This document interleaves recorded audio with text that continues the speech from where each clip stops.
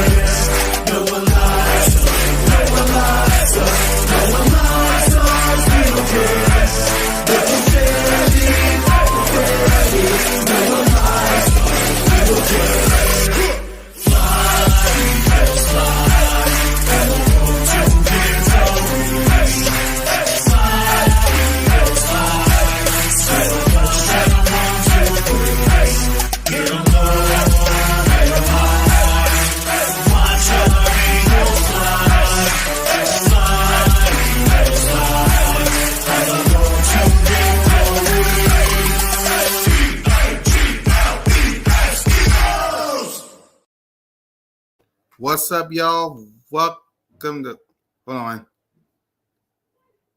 Welcome to Broad Street. Welcome to episode 156. Yeah, welcome to Broad Street. What's up, everybody? Welcome to Broad Street. Your boy Cool Cat Connor Smitty is on the way. Let me do the official. Yep, welcome to Broad Street. Smitty is on his way, and you're rocking with me today. Smitty's on his way. Smitty is on his way. Don't worry.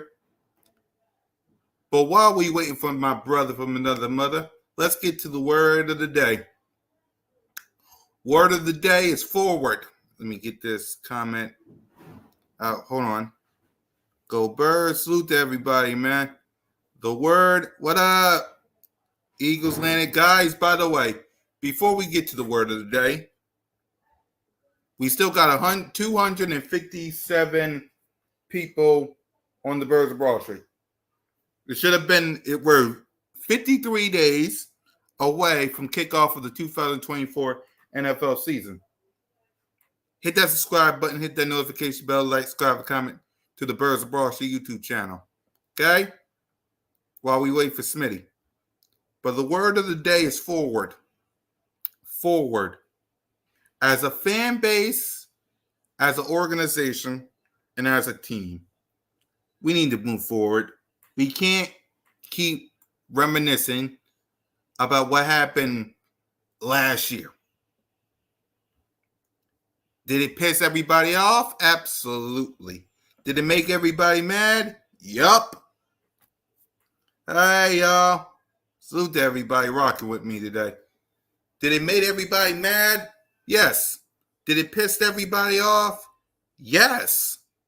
But at the end of the day, as a team and as a fan base, as we said, 53 days away, and as we said, 8 days away from training camp, we need to move forward as an organization. We can't be like these other teams that keep looking at the past. That's not how it works. Right? That's not how it works. We need to move forward. Right? We're 8 days away from training camp. We're 53 days. Need to move forward.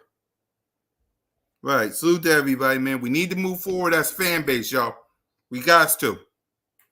I get it. I understand. Last season, but you got to move forward. That's what Nick Sirianni is doing. That's what Jalen freaking Hurts is doing. That's what all this organization is doing. Saquon Barkley, he's moving forward. He ain't worried about the New York Football Giants. He's moving forward. C.J. Gardner-Johnson, he ain't looking to the past of the Detroit Lions or what happened to us in 2022 going into 2023. He's looking forward. You see, Aaron, yes, what happened last season, it got to be better this year. I agree, but you got to look forward. Got to look forward. Got to go that way. You can't go that way. I'm going to show you that. Look at the Cowboys. Let me turn on my green lights, by the way. Look at the Cowboys. They talk about their 5 rings, right? They talk about their 5 rings. They look in the past. They don't look forward. They don't look that way. They look to the past. Us as Eagle fans that rocks this, future. Right? And that's what I want everybody to do as a fan base, as a whole organization. Move forward. Move forward. Exactly. Move forward as a fan base. Okay? You got to move forward. So we're still waiting for Smitty. And I can't wait to hear him talk about this nonsense right here.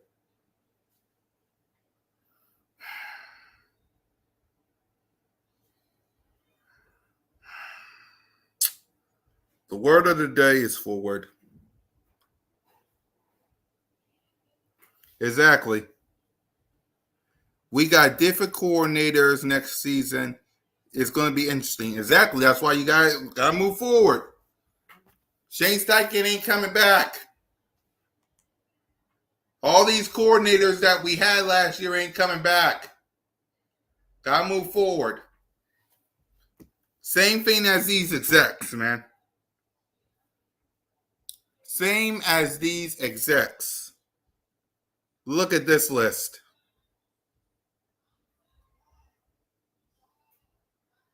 Look at this list, y'all. I can't wait to see Smitty reaction to this, by the way. This right here is voted by the scouts, the coaches, and the NFL execs. The top 10 quarterbacks. Number 1, obviously, is Patrick Mahomes. Number 2 is Joe Burrow. Number 3, Josh Allen. Number 4, Lamar Jackson. Number 5, Matthew Stafford. Number 6, Justin Herbert. Number 7, C.J. Stroud. Number 8, Aaron Rodgers. Number 9, Jared Goff. Number 10, Dak Prescott. Salute to you, Miss Ash. I'll let Smitty know that you hit him with a $10 super chat. Now to the honorable mentions. We have Brock Purdy as an honorable mention. We have Jordan Love as an honorable mention. We have Kirk Cousins as an honorable mention. We have Tua as an honorable mention.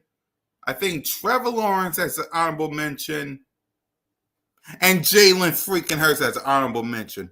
And this is what they said about your quarterback. Jalen Hurts is an honorable mention. Yep, happy Monday. This is what they said about Jalen Hurts, who's an honorable mention. After a 3-year star turn that garnered a Super Bowl appearance and a $255 million contract, Jalen Hurts played depth in 2023. His QBR rank fell from 4th, 68.3 to 12, 60.1. His 15 interception was uncharacteristic that his total nearly matched that of his first 3 years combined, 18. A knee injury that he tried his best to manage clearly affected him, according to several evaluators. Right? He was playing hurt, an NFC executive said. The Eagles tried to downplay that, but he didn't look right. He wasn't the same runner he was in the past, and passing the ball was tough for him. Adding an AFC scout, he'll always be in the 7 to 12 range, depending on how productive he is each year. Also of note, the Eagles' offense became stale as a whole, according to a high-ranking NFL team official, and the predictable offensive attack affect Jalen Hurts' stock. That's what they said. That's what they said about our quarterback, y'all. That's what they said. I want to know from y'all because Emmanuel Acho said something today. We're going to hear from Emmanuel. We're going to hear from Emmanuel. I want to know what your thoughts in the chat. How y'all feel about this QB ranking?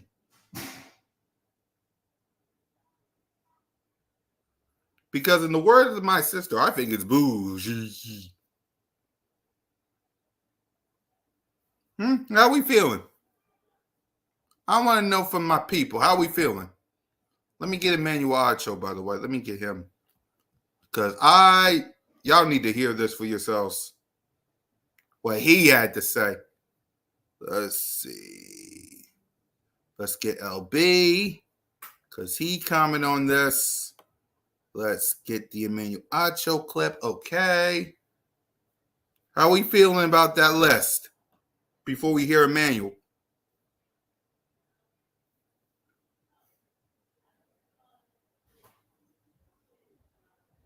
Exactly. So we're going to hear from Speak, because they got a lot to say. Okay? Let me cover this so I don't get copyrighted. So let's hear from Emmanuel Acho, what he has to say about our quarterback, Jalen freaking Hurts. Hold on. I want y'all to hear this. Y'all ready? Listen to what Emmanuel Acho has to say. But the reason I don't have an issue with this list is very, very, very, very simple.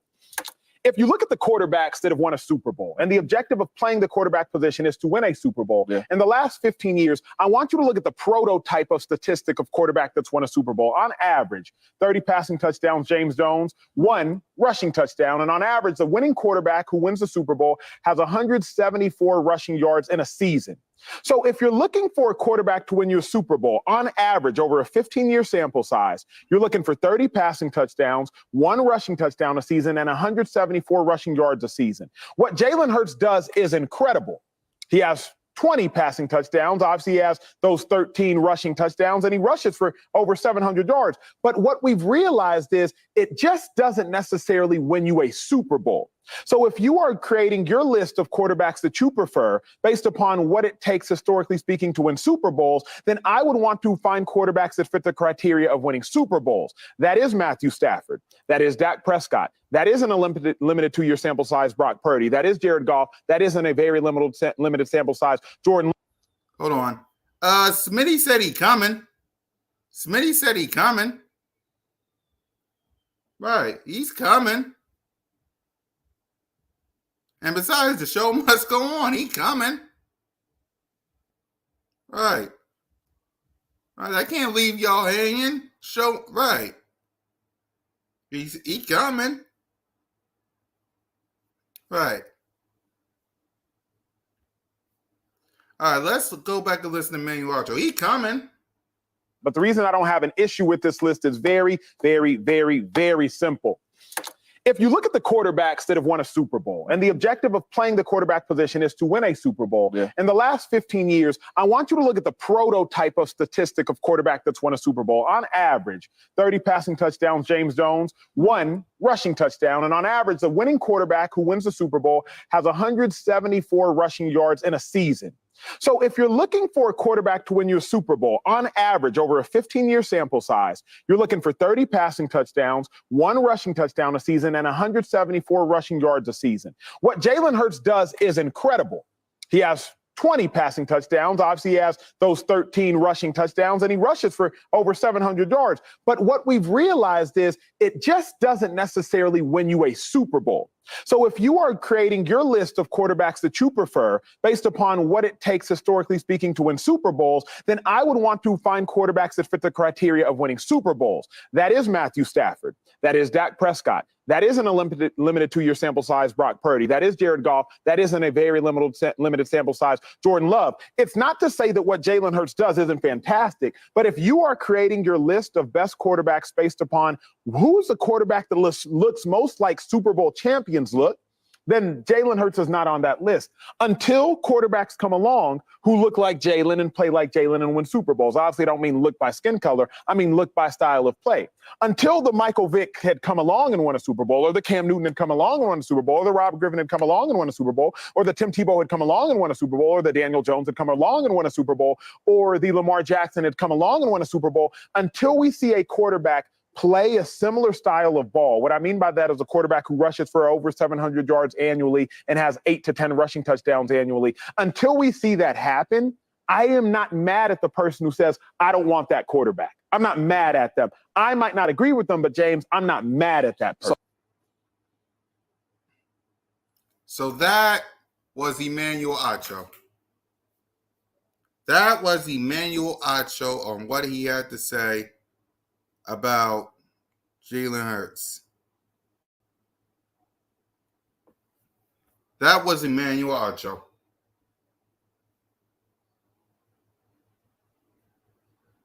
That was Emmanuel Ocho, ladies and gentlemen, on what he had to say about Jalen freaking Hurts.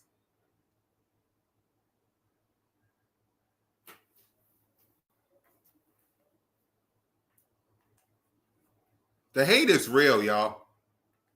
The hate is real. Let's just face facts. They don't like him. They don't like him. They'll never like him. Trust me. I know this for a fact.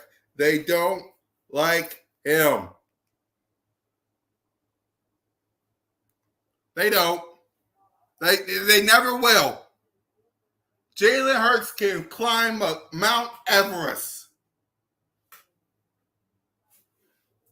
Yeah, Smitty's power. Smitty power was out, and he's waiting for it to come back on.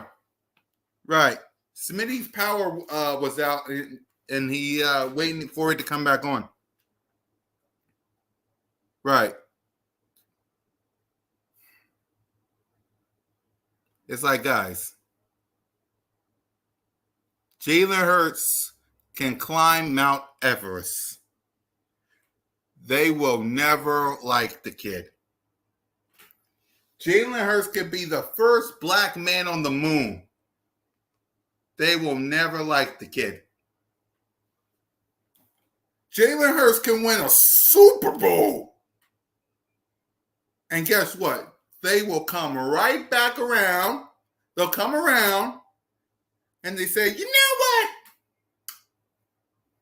Yeah, I want to see it again. I want to see it again. I want to see it again. They will never like him. Never.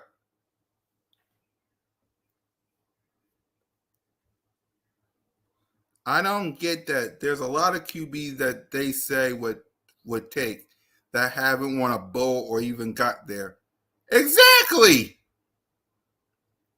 They don't like mobile quarterbacks. All right. Hold on, King. Before that, let me add your channel.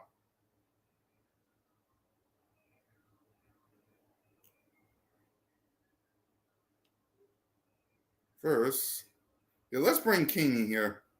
Let me send him the link.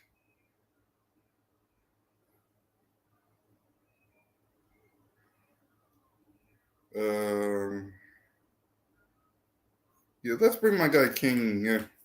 Yeah, I'll send in your DM. Hold on. There you go, King. I sent it to you. Let me add your channel.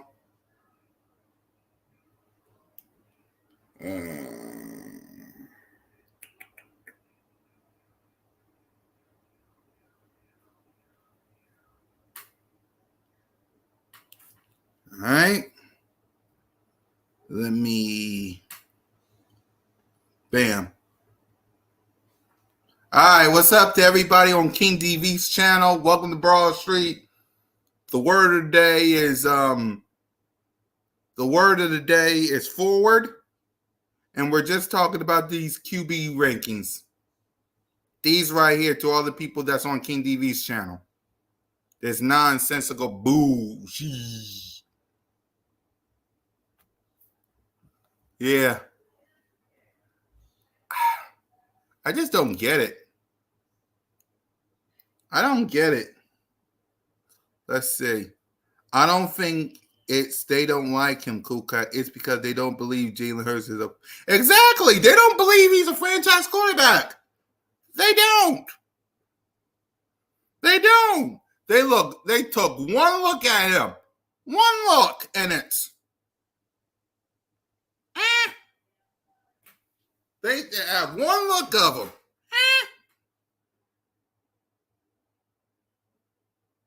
Exactly. That's why there's no winning these arguments. Let them have it. I just want Hurts to ball out and let his play do the talk. Exactly. Exactly. That's the thing about Jalen. You don't see him on social media running his mouth about all these people. You don't see him talking. I send the link to you, King, and your channel's up. You don't see him. It's like, let's go over this QB list while we wait for King. Let's go over this. Okay? Push Patrick Mahomes to the side. Push Patrick Mahomes to the side. Joe Burrow went to the Super Bowl. I understand it. But come on, man. He went to the Super Bowl and he beat Patrick Mahomes. Okay, cool. Yeah, take your time, King. Take your time, King. Take your time. Josh Allen. Lamar Jackson MVP. Take your time. Fine. Matthew Stafford won a Super Bowl. Okay. Just those four. But let's focus on this season. Can someone explain to me what Joe Burrow done? What Josh Allen? Didn't Jalen Hurts beat Josh Allen in an I'm him game? Matthew Stafford, what he done this season? Justin Herbert, really? CJ Stroud, he had one great year. He had one great year. Aaron Rodgers was hurt. Jared Goff, okay. And don't get me started on the other guy. The other guy made Mark Holmes look like, where is it? This. Run Paulo here, because we've been throwing the ball a lot. Oh, shit! Dad, no! It's over! It's over! This game is over! Cut it off, it's over! Fuck. Congratulations, Green Bay. Congratulations, Green Bay. Congratulations, Green Bay. I said run the ball. Congratulations, Green Bay. Dak Prescott, you need to be fired today. That was on you, Dak. That was on you, Dak. That was on you, Dak. I said run the ball. That was on Dak Prescott. Where the hell is he throwing it Trying to feed the CD Lamb. Trying to feed the CD Lamb. You trying to feed the CD Lamb. Okay? You got all these quarterbacks, but according to an exec, he was hurt. He was hurt. He can't read the defense. He's a running back for a quarterback. He can't throw. He got the Avengers. He got A.J. Brown, Devontae Smith, Dallas Goedert. He had Miles Sanders. He had D. Swift. He had, he's now got Saquon Barkley.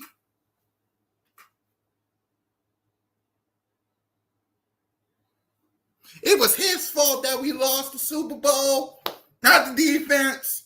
It was his fault.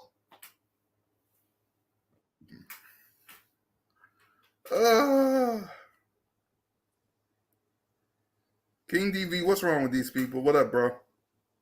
Everything is wrong with them, man. Everything. What's going on, man? What's going on? Welcome to Broad Street, bro. All right, listen. When it comes to Dak Prescott,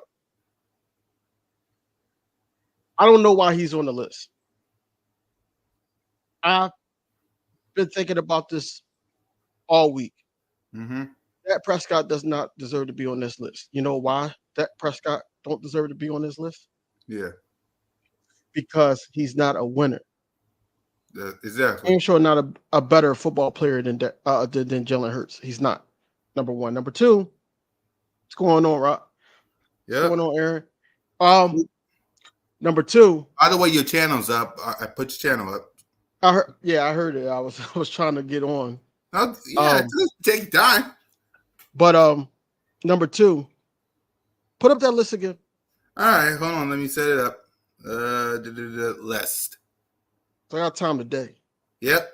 Joe Burrow went to a Super Bowl and lost like Jalen Hurts. Okay, this is possibly the only argument that you really got. You know, besides that, you know, Josh Allen couldn't beat Patrick Mahomes, so he never got to a Super Bowl. He got an MVP, but never got to a Super Bowl. So did Lamar Jackson. And Lamar Jackson's stats in the playoffs don't even look like how it did in the regular season either. Matthew Stafford got a ring. So he should be a little bit higher if you go by accolades, right? I don't even know why Justin Herbert's up there. CJ Stroud had 1 year. Aaron Rodgers old, and he didn't even play last year, and he's in the top 10. That's crazy. Jared Goff, I think he should be a little bit higher. Honestly, I agree with Cam Newton that he's a game manager, but he's probably one of the best, if not the best, game manager in the league. Because you can say Brock Purdy, but Brock Purdy has a lot of weapons. He has Christian McCaffrey. He has Deebo Samuel. He had Brandon Ayuk. I don't even know if he's going to be on the team next year. But, you know, Jared Goff has St. Brown, has two good running backs. But it's not like what they got there in San Fran. So I would say Jared Goff is a better game manager than him. But you know, like I say, and I say this all the time, that our guy should be in the top 3, and he's not number 3. That's where it is with it. He has one bad season, and he's getting all this off-season criticism because that's a hot topic right now. So now everybody's throwing shots at Jalen Hurts because Jalen Hurts did better than your quarterback or your favorite team, or better yet, he broke records in the NFL, franchise records. He broke everything on the losing season. Mind you, a losing season for Jalen Hurts when he's starting the full season and he's getting immaculated with the offense. It's 11-6. It's 11-6. And it's only 11-6 because everything wasn't right on offense with the Philadelphia Eagles. Everything wasn't right. So if you sit up there and say things like Jalen Hurts is not on this list because he can't win or anything like that. So Dak Prescott shouldn't even be on this list. CJ Stroud shouldn't even be on this list. Lamar Jackson shouldn't even be on this list because he hasn't won. He won a playoff game, but he can't stand the test of time against a Patrick Mahomes like Jalen Hurts did.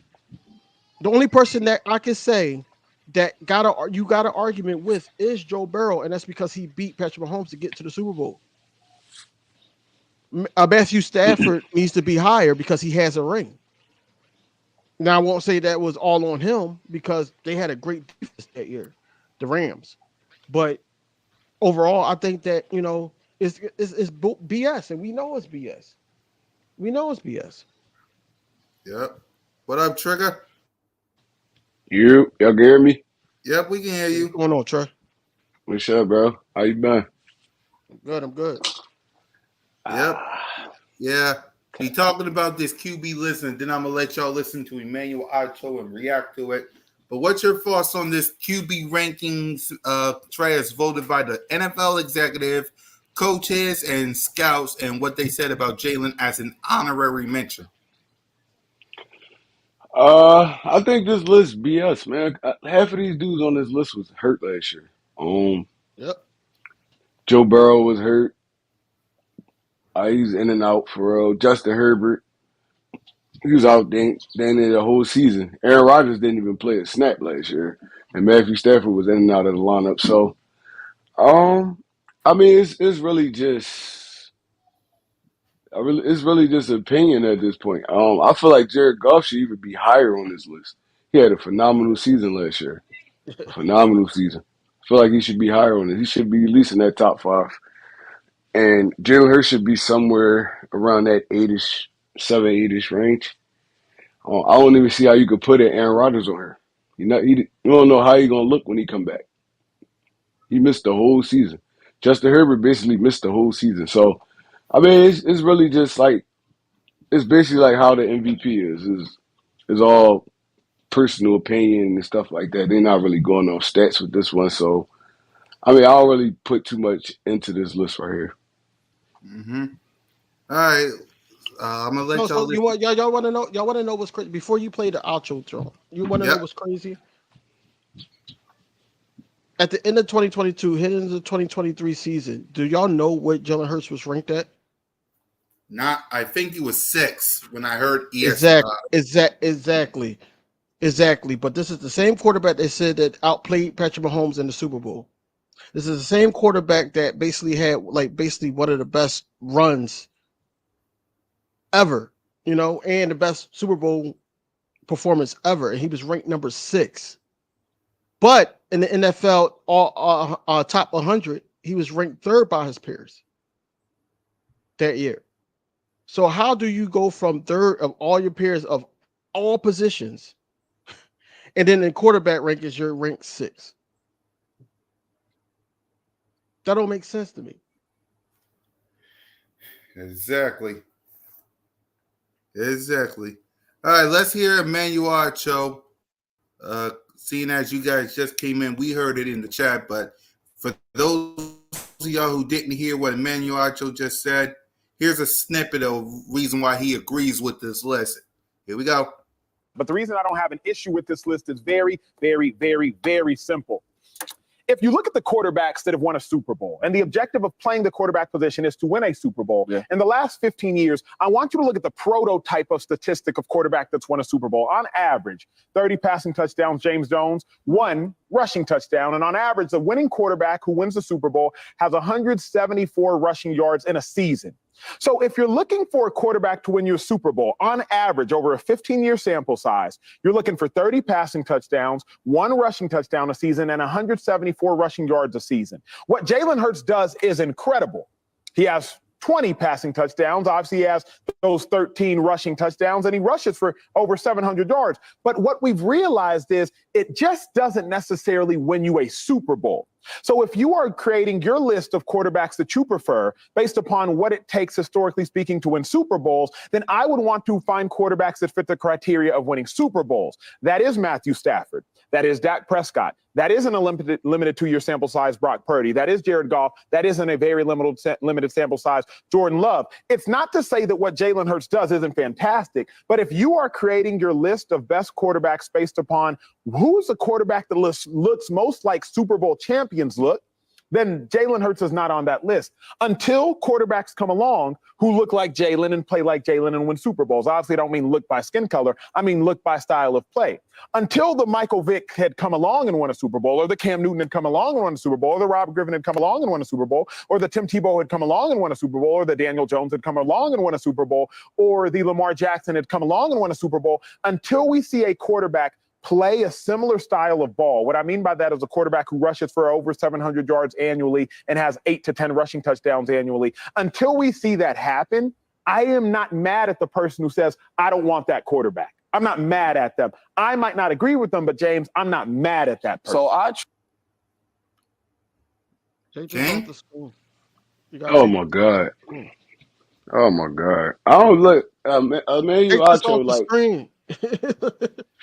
Emmanuel On. Acho. I like him. I like him sometimes, but sometimes he just be speaking anything. Like what? Prototypical quarterbacks, all this other stuff. This what they talking about right now is the top 10 quarterbacks going into the season. Nobody's talking about no Super Bowl quarterbacks. Nobody's But he talking was about no talking about playoff in that quarterbacks.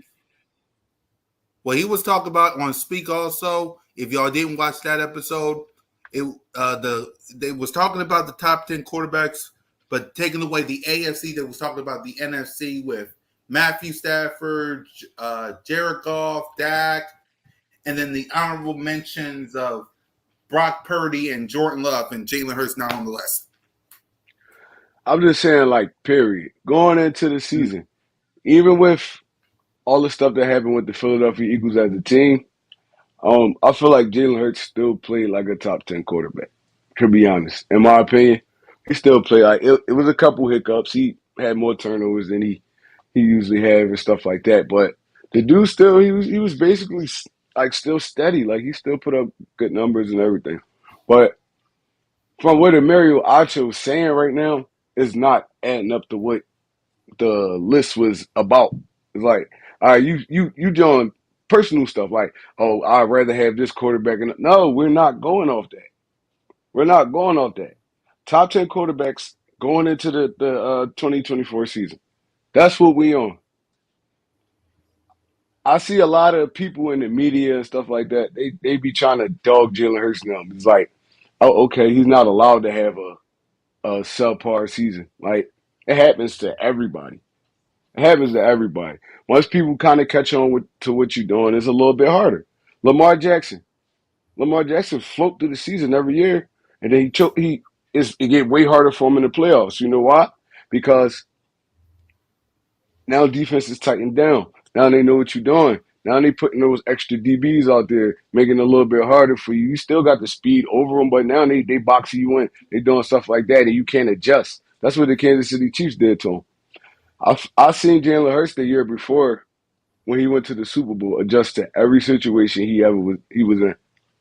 Every situation. Oh, you try to take the runaway, I could pass it. Stuff like that. So I don't feel like he's one of those prototypical running quarterbacks that he's talking about. Tim Tebow, Cam Newton, them dudes like that. I don't think Jalen Hurts is that. I just feel like a lot happened with this team and kind of everybody lost their confidence in what was going on. So, I mean, if we're going to play that game, we got to look at the whole team too. But at the end of the day, I still feel like he's a top 10 quarterback. Probably not top 5 right now, but I still feel like he's a top 10 quarterback. King? Listen to him when he said basically he was talking about Super Bowls, and then he mentioned Dak Prescott. Then I knew he was going to be on B.S. time, man. He was going to be on B.S. time. Then he mentioned Tim Tebow.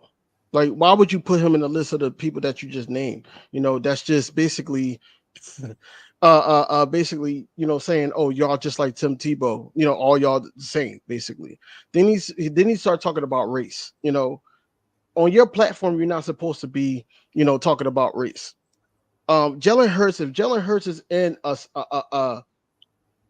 a solid offensive scheme, multiple years. We've seen it, with Shane Steichen. As soon as he took over, we got to the playoffs the first year. Second year, we went to the Super Bowl. And then Jalen Hurts was able to focus on his craft, able to focus on throwing the ball and everything, and he had the time to do so. Like 2023, not so much, like we talked about yesterday. Because he was getting hit with endorsements, the contract extension, everything was pounding up on him to the point where he didn't have that opportunity to do what he's doing this year when practicing with the wide receiver threes, the RB2 or 3, whatever Will Shipley's going to be at, trying to get acquainted with guys that he don't normally target, because he knows that with Doug Nussmeier and Kellen Moore, he's going to have to target those guys. He's going to have to get uncomfortable to make certain throws, basically to try to distract them with not just his legs but with the eyes, distract the safeties and everything. They had that conversation. But if I'm, like I said earlier, if I'm gonna place Jalen Hurts anywhere, because I know what he could do. I know he could win. He made it to a Super Bowl. He balled out in the Super Bowl, regardless if y'all want to talk about the fumble or not. Like I said, he had 15 rushing touchdowns last season.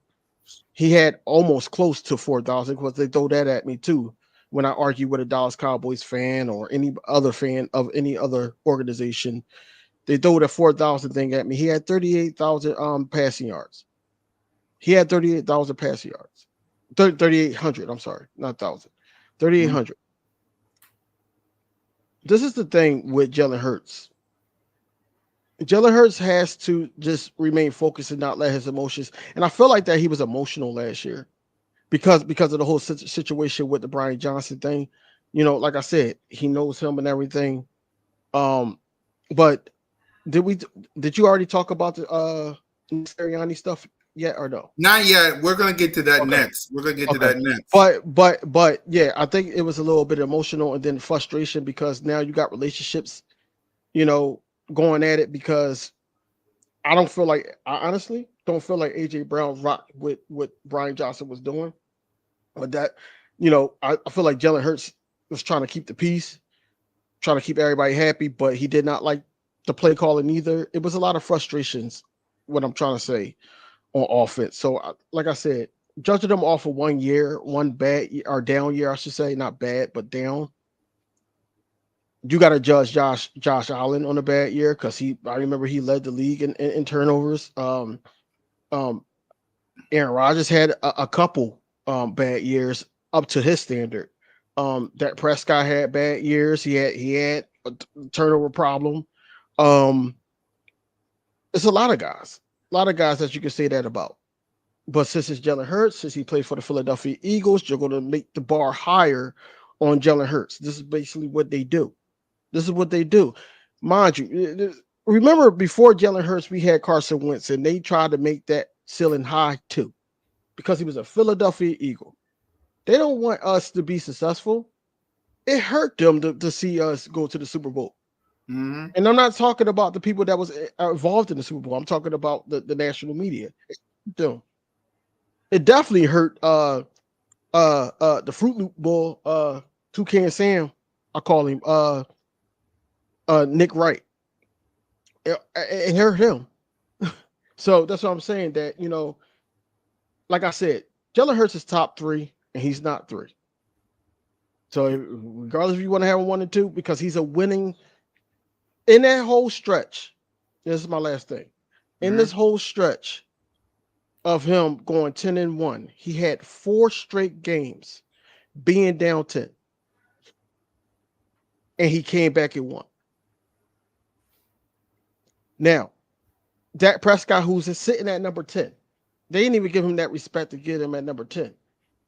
But you pull it up for for them to say that Dak Prescott is number 10 and he's a regular season quarterback, because the only team that I could say he actually went out there and beat was an old struggling Buccaneers team with Tom Brady on there that was on his way out the door. And then you know what happened after that. He lost to the 49ers. Yep. So that's what I'm saying. That he has to be top 3. They're not going to put him over Josh Allen because they like Josh Allen. It's Right. politics. It's politics of the NFL. That's all it is. Right. Before we get to Nick Sirianni, you asked me and Smitty a question, King, about Jalen Hurts. And if you want to ask Trey, I'm ex Trey because Huh? I think he gonna get. I think he gonna give like clear insight because he a coach. right. Do you feel like because they were saying that who said it? John Castle, something like that. Anyway, Greg Castle. He basically said that Jalen Hurts cannot read the whole field. Do you feel like Jalen Hurts can read the whole field from the tape that you saw? From what I've seen, he can read the whole field. It's just it's different. It depends on what the play call is. Some plays are designed to specifically go there. If it's not there, they telling them to take off. But it's not about him reading the whole field. I feel like he can do that. I feel like any quarterback can read the whole field, but can you make every throw? That's a little different. Your coaches game planning, they know your strengths, they know your weaknesses. Maybe they tell them not to. I mean, if that, like I said, if that's not there, you gotta improvise or check it down or something like that. I feel like he can read the whole field. Like these dudes been playing football their whole life. You don't know what a cover 2 look like, cover 2 shell. You don't know what man to man look like. They know all this stuff. They can read it. It's just about making the throw, making the proper read. So we seen Jalen Hurts hit Devontae Smith on a crazy post route and a cover 2. We seen AJ Brown quick drags in a cover 3 because both of your safeties and your corners back. Now you picking on linebackers. We seen stuff like that. It's all come with the game plan. I mean, and the offensive scheme for real. So I feel like he can read the whole field. You can't really see that based off tape. You don't see no quarterback reading the whole field for real. They go into they read out there, they go into their hot route, or they running around trying to find something that's open. No quarterback is standing back there just reading the whole field like this. None of them. Not even Patrick Mahomes. He's not doing that. He's not doing that. Last season, So 'cause I know they basing it off of last season. Last season, how much did that right side? How much did the right side basically deter Jalen Hurts from just staying in the pocket? It's It was a the right little side most of the time. everything though. I can't just say it's the right side. The plays we was running was so vanilla. The defense knew what we was doing basically at all times. So um I can't really say the right side didn't hold up. I could say they took away a lot of the reads and he had to hold the Yeah, football a little bit longer. And yeah, they blitz. Jalen Hurts was the most blitz quarterback last year in the NFL. yeah. Like just all out blitz. Like, oh, all right, we ain't gonna put no safeties back there, nothing. We just gonna straight blitz you. We're gonna make you get off your spot, make you uncomfortable.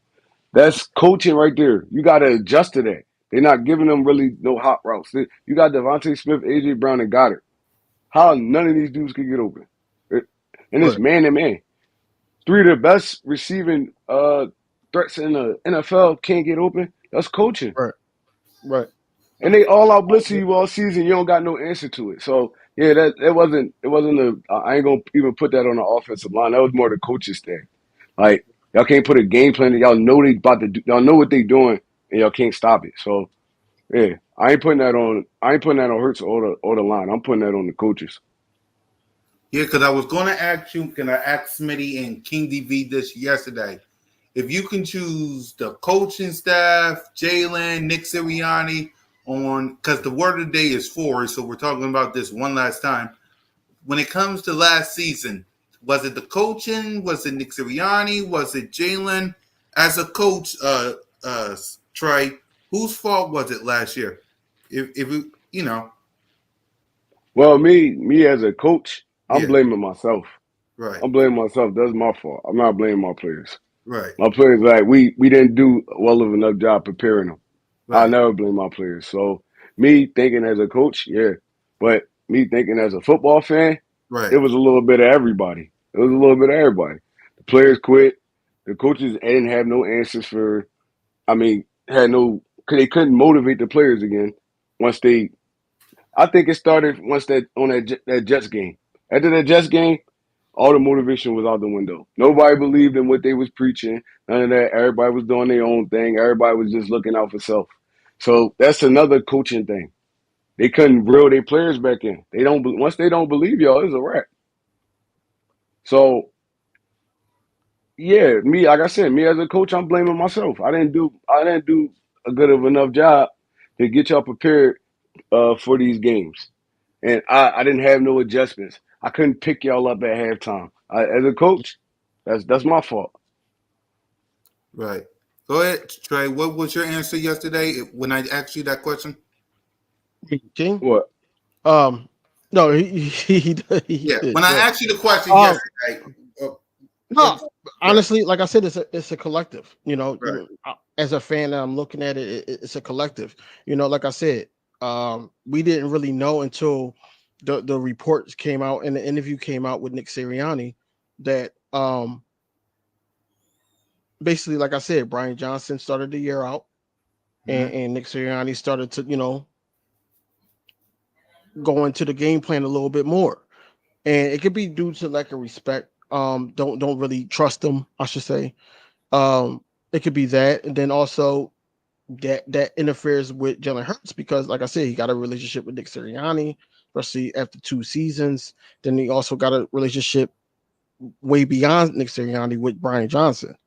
And if he's hindering Jalen Hurts now, it's like they got an issue now. But then it trickles down to him and his relationship with with AJ Brown on the field. I'm not saying they're not going to stop. They're going to stop being friends or they got an issue, but friends argue like, "Yo, what are you doing?" Like, but this is supposed to be the route. Even for instance, that interception where they said AJ Brown did stopped his route, but then it was like, oh, Jalen Hurts threw it short. So what was it? You know what I'm saying? It was a disconnect.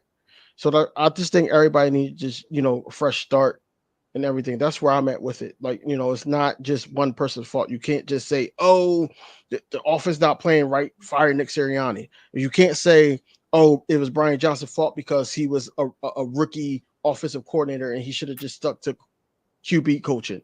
Or QB coach, basically. And you can't say it's Jalen Hurts because it was uncharacteristic for him to be making certain throws like that, And like I said, some of them throws could have been frustration. We already heard AJ Brown basically saying things like, get me the ball when we were down. So now you're force feeding it, because you're like, all right, I'm trying to make him happy. I'm trying to like, I know like the mind can work crazy to the point where you're like, oh, because his QBR dropped from 68.1 2022 to 60.1 in 2023. So the mind can work crazy to the point where you're trying to feed everybody. The only person that probably didn't give him no talk back or anything like that, and they were just playing in the rhythm of the game was Devontae Smith. They weren't including Dallas Goddard. So that was another thing because that could have been your hot route. That could have been your check down, but you didn't do that. You know who they utilized? They utilized 45-year-old Julio Jones. That's what they did. That's coaching. That's coaching. Yeah, but also, yeah, I agree that's coaching, and I also agree like from a fan stand view, that's Exactly. player attitude too. It's like, Yeah. Yeah. man, that's player attitude.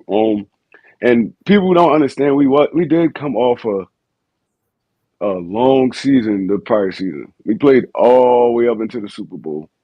They had a Mhm. couple months off, and then they right back up to football. It's like we slumped. It was a Super Bowl slump. Usually it start at the beginning. We hit ours at the end.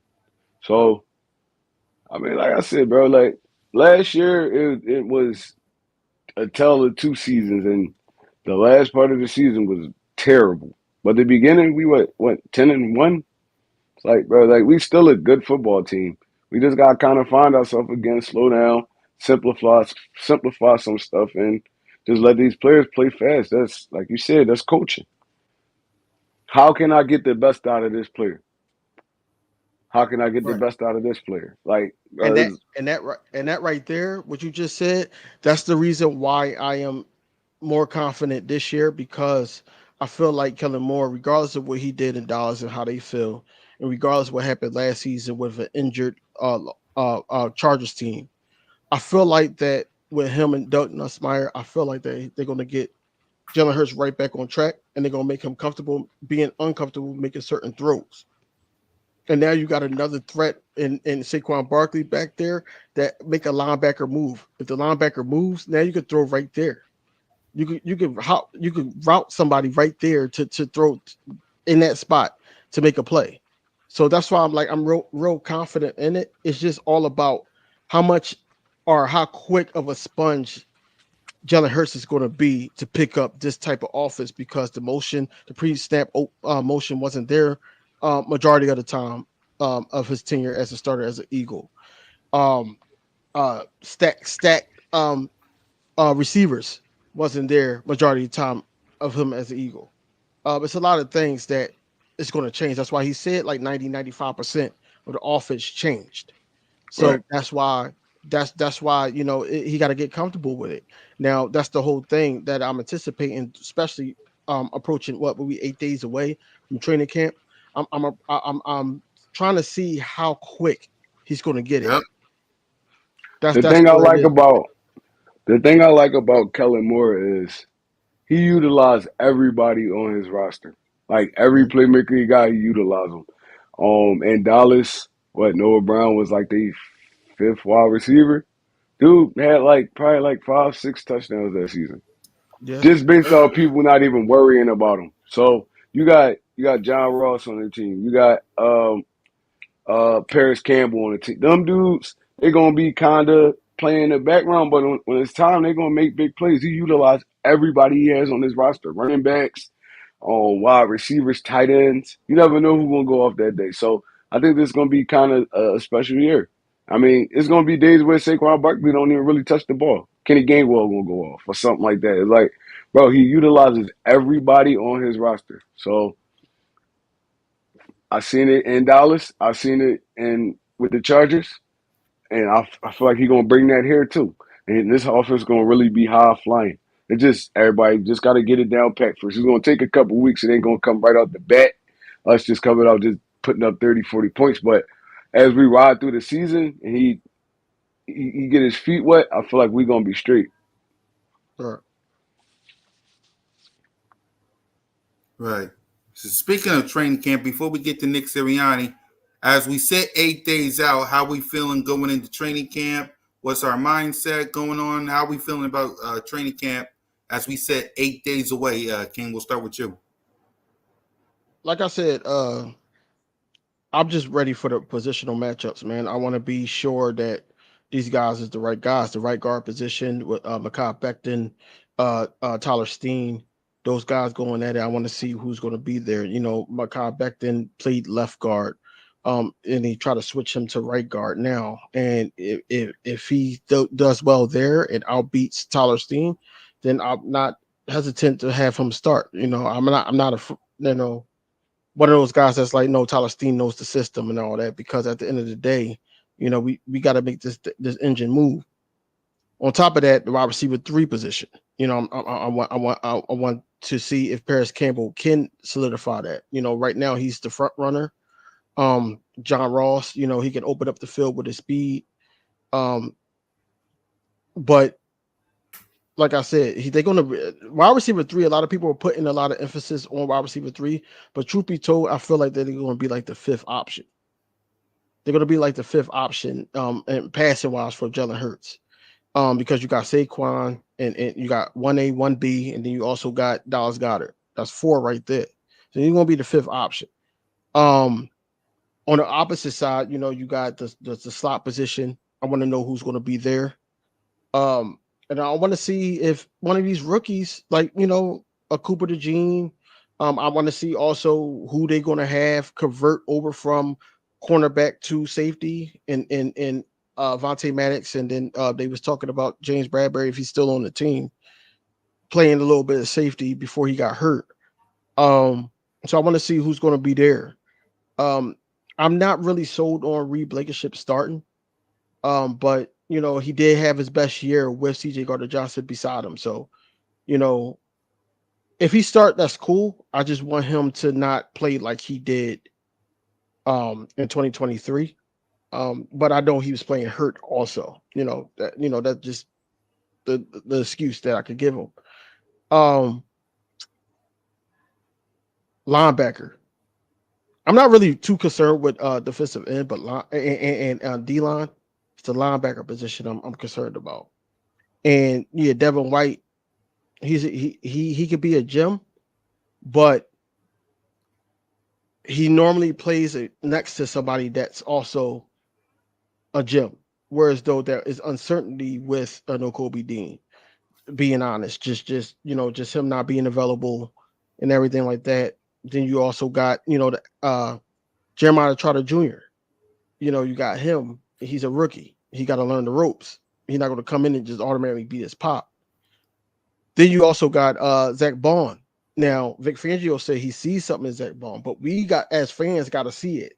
We could go by these reporters. The guy that nobody likes. I forgot. They said it yesterday. ESP. But ESP. You can go by these reporters that's there, but until August 1st, where we be able to see it firsthand, I can't trust Zach Bond. I just can't. We thought he's going to be like a special teams type of guy. But if he could be that guy, like the guy, the linebacker from the Dolphins, where he had him, he's trying to make him. Hey, anything is possible. But as of right now, I think that it's some uncertainty with me with the linebacker position. But I'm just anxious to see everything come together, and that's why when you say we games away from, not games, days away, like 50 something days away from week 1, I'm like, yo, we gotta, put the ingredients in the pot first, mix it up, Right. and make this cake first before we go to week 1. Right. So that's where I'm at with it right now. So that it's a lot of uncertainty on both sides of the ball, but mainly on the defensive side, and that's what I'm dying to see. Come training camp. Yep. Try. Muted. Muted, bro. I agree. I agree. I'm kind of watching the more of the defensive side of the ball. Me watching Vic Fangio, he's one of those guys that kind of like to deploy DBs more. So I wonder how many linebackers we're gonna actually have on the field for real. So Reed Blankenship maybe can be like that linebacker / safety guy that you could drop back and bring up. So, and I only even with Cooper DeJean and the other cornerback we drafted, they don't really got to rush those dudes on the field. We got so many people in the secondary right now. I mean, they just lay back, get in, get their little reps, and then no, you don't got to put too much pressure on them right now. Maybe later on in the season, but I feel like overall right now our secondary / linebacker position is a more okay than people think. Like you said, we got Devin White, Brooke Trotter over. I'm not most of the time we're going to be only playing probably 2 linebackers. Everybody else going to be pass rushers for real. So I'm fine. I'm cool with that. We didn't really have to put too much work into that linebacker position, like when we was running that 4-4 or something like that. So I'm cool with that, and I just want to see if Jalen Carter gonna step up this year. I mean, we just lost Fletcher Cox. He got to be our anchor on that defensive line in the middle, and he kind of flamed out last year. He hit a rookie wall. I want to see how he responds. Jordan Davis, I want to see how he responds. He's going to be forced to play more, have more playing time this year. He's going to be forced to play more this year. And they're going to have to kind of move him up and down the line. He just can't sit at that nose guard. Right. So So let's go ahead and let's talk about right. So Go ahead, Trey. here's my bold prediction. Oh no, I got a question. I'm gonna make it a question. Uh-huh. Go ahead. How often do Jelix Hunt see the field? Huh? This year, Yeah, this year. I think little to none for real. I honestly think that he's going to be able to see the field because of Vic Fangio's scheme. Like he used to be a safety, and he converted it to a defensive end. I think he's going to Hmm. see the field a little bit more than we thinking. That's where I'm at with it. I think that he's going to see the field. He probably see the field more than I don't know. If I had my way, I think he would see the field more than Kelly Ringo. Yeah. You think Jalen Hunt will? Yeah, because who do you got, Trey? Who you got as your right now? If you had to have a starting secondary right now, who you have at your CB2? My cornerback too. I'm putting Bradbury right there. If he didn't convert to safety, That's a I'm putting conversation. Bradbury right there. Cause like I said, Vic run kind of that cover three type. So Bradbury Right, really not gonna be getting cooked for real. He's not gonna be getting forced to play man to man. He's more comfortable in zone. We already knew that. right, We knew that when we brought him over here. right. So I think he'll be one two, Slay one, and kind of it's going to be a rotation after that. I think Ringo going to see the field a lot. Rick's going to see the field a lot because Darius Slay and Bradbury kind of getting older. I don't think they're going to be ready to do another 17-week season and stuff like that. So I mean, it's going to be games when they're not in there. So it's going to be a Ringo. It's going to be a Ricks. It's going to be what's the guy name we just drafted? The corner. Quinion Quinion? Mitchell, Cooper Yeah, Young. Quayon Mitchell. We're gonna see a lot of them kind of rotating. Josh But Jobe. You're gonna see a lot of these dudes rotating. Trey, where do you put Isaiah Rogers? Isaiah Rogers is that's gonna be your nickel corner. He gonna start at the nickel. That's why I He say I said think I think I he think said he don't want Avonte to play. Matt. He said he want to play that. It don't matter what he want to play. For real, for real. You gonna play what we tell you to play. Like we want you to play the nickel. That's where you gonna play So at. where everybody mindset is that shout out to Thomas Mott and Josh. They had him on the show. They had Isaiah Rogers on the show, and he said he basically plays the outside, left or right, but he plays the outside. Quinion Mitchell, when he first got drafted, he said, "I'm ready to play wherever you want me to play." So everybody assumes that okay, it's going to be Isaiah Rogers at QB2, and then it's going to be Quinion Mitchell in the slot. Would you do that? Um, why I wouldn't play him right there because you still got Avonte Maddox. Quinion Mitchell coming in right now, he's not better than Avonte Maddox at that position. Avonte Maddox is, when healthy, one of the top nickel corners in the NFL. So, I mean, he's going to play that safety slash. And also, Gardner Johnson can play that safety slash. So, it's going to be kind of hard for them dudes to just stick right there. I think they're going to be moving all over the place for real. You're going to have moving all over the place depending on the coverage. And the only two that's really gonna stick where they supposed to be at is probably Slay and Bradbury. But everybody else gonna be moving all around. Safety, nickel, linebacker. He just that's how Vic Fangio run his defense. So I think it's gonna be good. It's gonna get a lot of people on the field. Yep. I agree with that. So Nick Sirianni had his not a press conference. He talked It was an today interview. on. It was an interview. Yeah, it was an interview, and I know you talked about him in your video, Smitty. So, what was the things he said? I I am got it. not Smitty. I am not Dang it, Smitty. dang What it, did I King say? D, my dang it, King DV, No. my bad, bro. My bride. So I got it here. So Yeah, thanks, cause I'm talking about internet like crazy. what he was saying. So Yeah. basically, he said he loves his offense. Mhm. But it was difficult to give that up. But he knew it was what was best for the team. But what shocked me about the whole interview was like I said on record, when they were saying, "Oh, Kellen Moore is here," and then Kellen Moore is taking over the offense, I thought that it was Jeff Lurie and Harry Roseman that was like, "All right, we're going to make this higher." It was actually Nick Sirianni's idea to break in Kellen Moore. I didn't know that at all. So I got a lot of respect for Nick Sirianni now, a lot more respect for him because he knew if it's going to be somebody that's going to take over the offense, it has to be somebody that's offensively sound. And he brought in the best candidate. He could have went Cliff Kingsbury. He could have went either route, but he went with Kellen Moore, which I agree. Like out of all them people that we were interviewing, Kellen Moore was the best candidate. Um, but he was just saying that he wanted to make he said Mr. Lurie. So he wanted to make Mr. Lurie proud.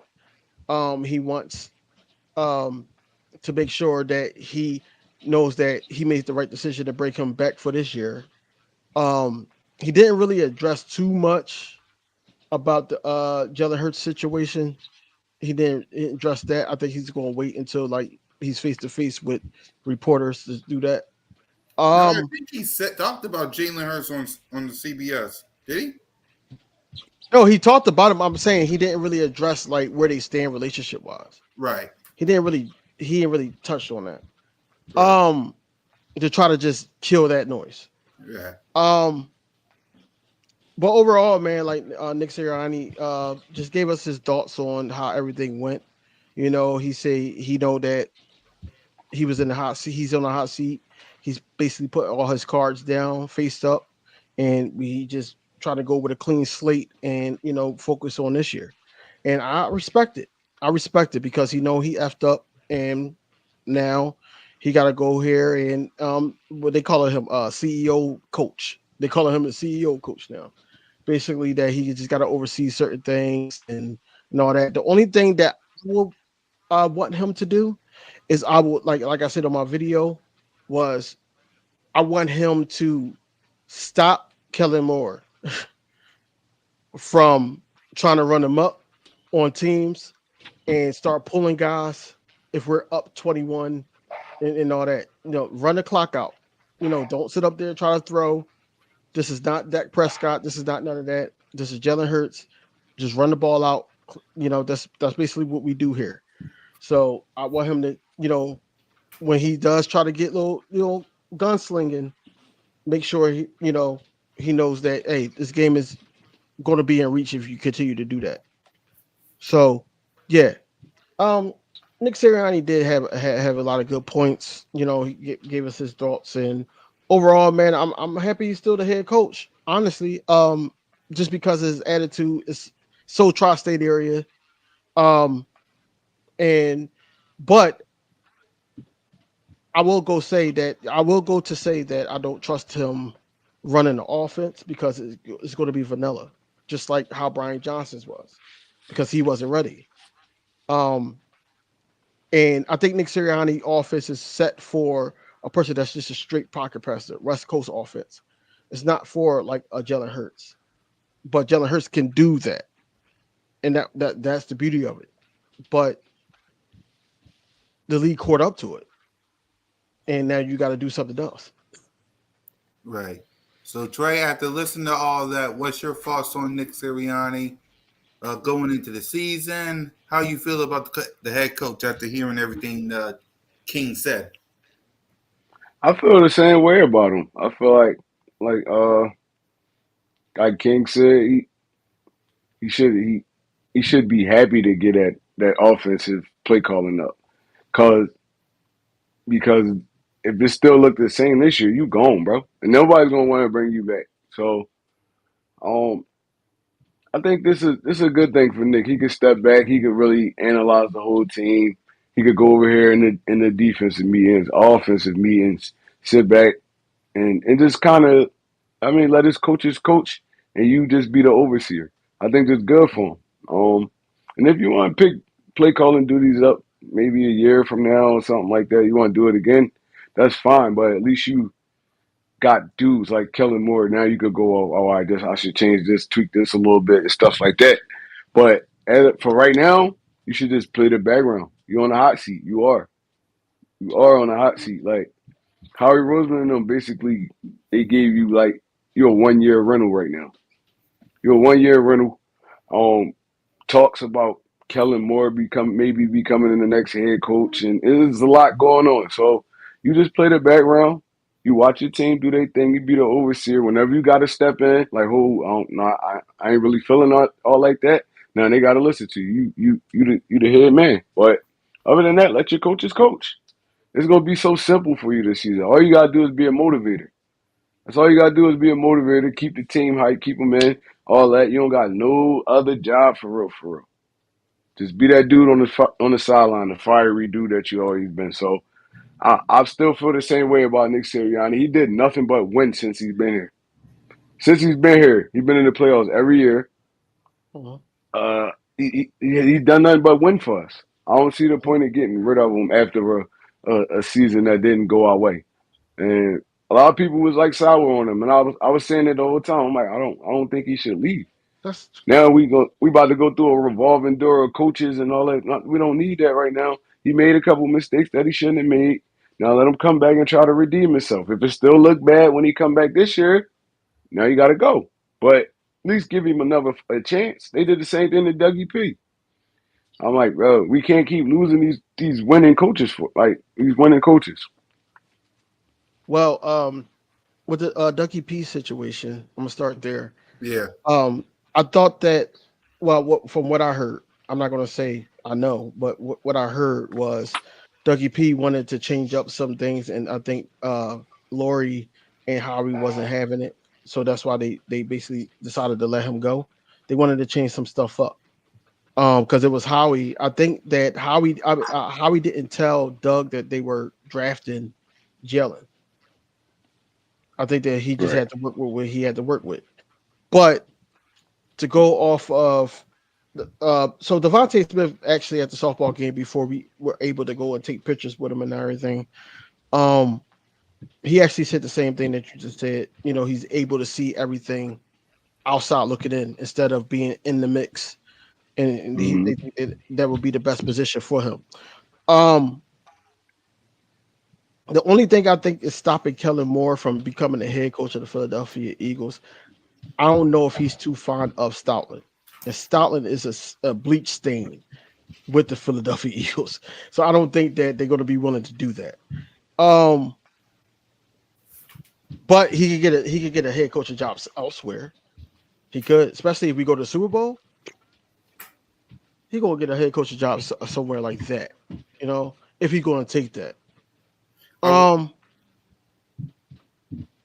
But like Nick Sirianni is I feel like Nick Sirianni is in a good position Great because position, actually. Yeah, in a right, great right. position.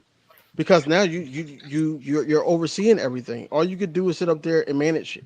Like you're just managing stuff. Like, all right, look, maybe not that. Maybe we should try this. You know, um, one mistake that Nick Sirianni did off the top of my head that he did last year was make that call to switch defensive coordinators. So like that was a bad mistake Yeah. because in the first half of the season we were talking about how um Sean Desai was just adjusting in the second half, especially with the Rams game, Dolphins game, was just adjusting. Um, Matt Patricia, not so much, not so much. He left James Bradbury on the island, and he got cooked by a rookie. You know, the second time he did that was in the playoffs, and he got cooked there too. But that was more effort because he could have tackled him. He could have tackled them, but it was a poor wrap up, and he took it to the house. Mm-hmm. Um, but look, I say it like this: Nick Sirianni, like I said,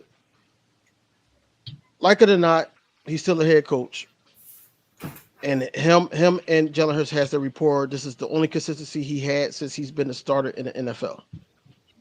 So, like it or not, he's still the head coach. I feel like that this is needed for the city. It's needed for the organization. And I feel like that we got the two best coordinators that we could have got this offseason to be in this position. And like I said, Nick Sirianni's in a great position. And if all else fails, if we don't go far in the playoffs, then the only thing to do is try to bring everybody back and try it again, because it has to be some kind of consistency and continuity within the organization. Yeah, Right. I was going to ask you this before we go to another Nick Sirianni topic, because me and Mitch talked about this on Cool Cat Mitch earlier about what would happen if Nick Sirianni does get fired. Do y'all want Kellen Moore as the head coach? And do y'all have a problem with that? Because if he becomes the head coach, who would be the offense coordinator? And Jalen has a problem with another offensive coordinator. So what's your thoughts on if Kellen Moore becomes the head coach? Do you want him as the head coach? With the Kellen Moore thing, I Yeah. think he going. I think he going after this season anyway. Um, he's gonna come here. If he does well, he's gonna get a head coaching job somewhere else. So it don't even really matter. Now keeping Nick Sirianni in the building around Jalen Hurts, that's going to matter because coordinators come and go, but the most consistent thing is a head coach. The Mhm. most consistent thing is that you lose coordinators every year. Every year they go on head coaching jobs, getting bigger positions, stuff like that. You lose them every year. It's rare to even see a coordinator in a place for 3 or 4 years. Now, it used to be like that back then, but now everybody need head coaches. Head coaches getting fired every other day. Coordinators getting fired every other day. So it's like a revolving door with coordinators. But if you can keep the head coach and the quarterback together, you can always figure it out. I don't know what kind of conversations Jalen Hurts and Nick Sirianni actually having when it come to picking stuff like that, like coordinators and players and stuff like that. But the more they grow together, the more they're gonna be comfortable with those conversations. So, like I said, my opinion, my personal opinion, Kellen Moore going after this season regardless. So, so that wouldn't really matter. Mm-hmm. King? The quick answer is no. I would want him as a head coach, Mm-hmm. because I feel like that he would want to do the play calling and be a head coach at the same time. I feel like that we in a good position, just like the Detroit Lions with their head coach. He doesn't call any plays. He allows his coordinators to do what needs to be done. Um, I feel like that Nick Sirianni, like I said, he's the tri-state area. He's that type of guy. He could be Camden, he could be Philly, he could be Delaware. Um, but overall, I just think that Nick Sirianni just can't do play calling. He's not equipped to do play calling, and that's okay. And that's okay. But Kellen Moore as a like, I feel like Kellen Moore is that worker that works at the best superstore, and he's killing it in sales. And then they're like, "Oh, we need you to be a manager, but is that like a low end store?" Because I say that because he has everything in his arsenal. He has Jalen Hurts. A couple years removed, he was the MVP candidate. You got 1A, 1B, a couple years straight over 1,000 yards together. Dallas Goddard, arguably top 10, um, or if not top five tight end. Um, One of the best still, regardless if we lost Jason Kelsey or not, it's not going to be as great, but you still got a decent offensive line. Then you just added Saquon Barkley, that had the same type of games lost with opposing teams that Christian McCaffrey. You see what Christian McCaffrey did with the 49ers. So who's to says that, Saquon Barkley can't do the same thing? You got all this stuff at your arsenal. You're not going to get this again. I don't care how you look at it. You're not going to get this again. Howie Roseman is a master chef that cooked all this up. So you're Right. not going to get this again, even if you go to another head coaching position. But head coaching position here, I think that it won't be great. It won't be great here. It would be good because it's Jalen Hurts still knowing, the play calling and everything like that. But it wouldn't be great because you're trying to manage and call plays at the same time. I don't know if Kellen Moore is ready. I don't know if he's ready at all for that. Um, I don't think they should have fired Nick King Eagle. Because like I said on my video that he's a player's coach. And when you have not only the players that grew with him throughout his journey as a Philadelphia Eagles head coach in his 4-year season, I mean his 4 years, um, but you also had the vets like Kelsey, Fletch, Brandon Graham. You had guys like that even vouching for him. So for you sure. take him out of this situation. Now it's like, all right, who we got here now? And I know me. Anytime I change, anytime my company or our company changes at work, managers or whatever like that, we like, all right, who's going to come in here now? Now we got to try to adjust to their way of things. Whereas though, why would you try to adjust to a head coach? That's dumb. That's what I'm saying. Nick Sirianni had one bad year. If you're going to judge Nick Sirianni off of one bad year and a couple bad judgments in that year, then you got to judge Jalen Hurts as well. You have to, and that's just the conversation that we got to have because Jalen Right, Hurts did things regardless of how everything went down. That we're not pointing fingers at everybody at one person, but Jalen Hurts did make those throws. Jalen Hurts did not take care of the ball, and he caused 9 fumbles. It's a lot of things that we can sit up here and talk about that people are not ready to talk about. They just want to big right, up Jalen Hurts because everybody's against him, but at the same time, Jalen Hurts made mistakes in that year too. And like I said, you can't judge Jalen Hurts off of one bad year. He had one bad year, but it can't be consistent because now we got to have that conversation. But right. Nick Sirianni had one year that was bad, and now everybody's saying fire Nick Sirianni. That's the easy way out. Why not sit up there and have him redeem himself?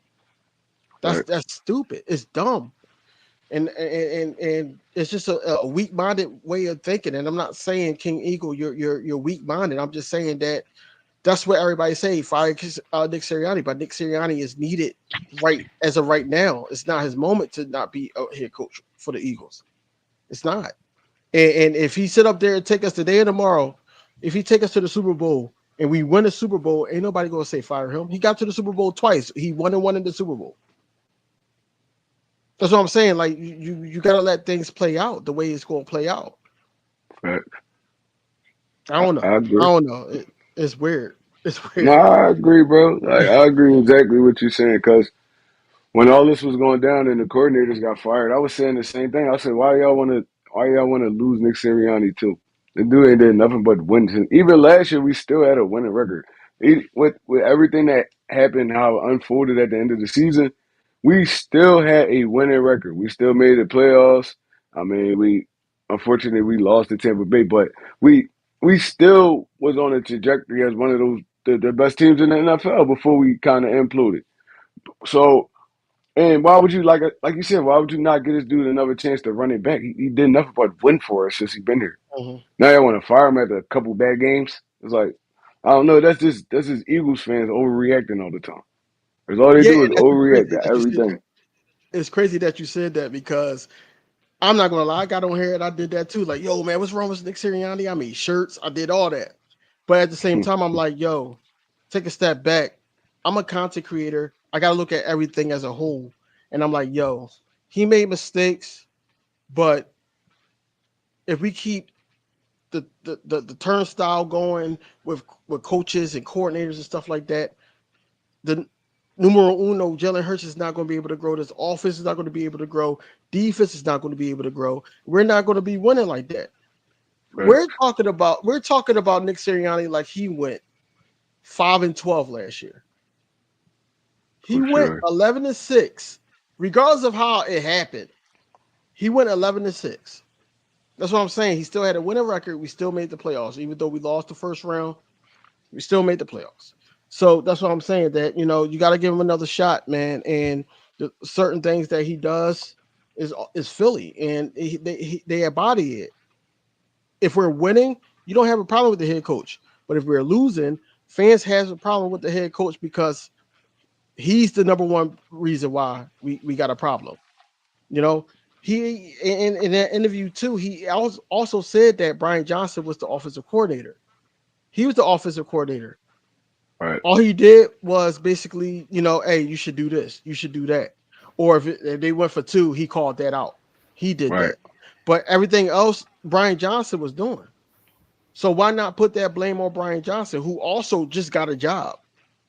So that's what I'm saying. That teams is not giving up on coordinators that didn't really do much for a team with this much talent. So why should we give up on a head coach that took your team to the Super Bowl, have a winning record, has that connection with a Jalen Hurts, the wide receivers, vets that's going to come back and help these young guys like a Jalen Carter and Jordan Davis. Like, why are we giving that up?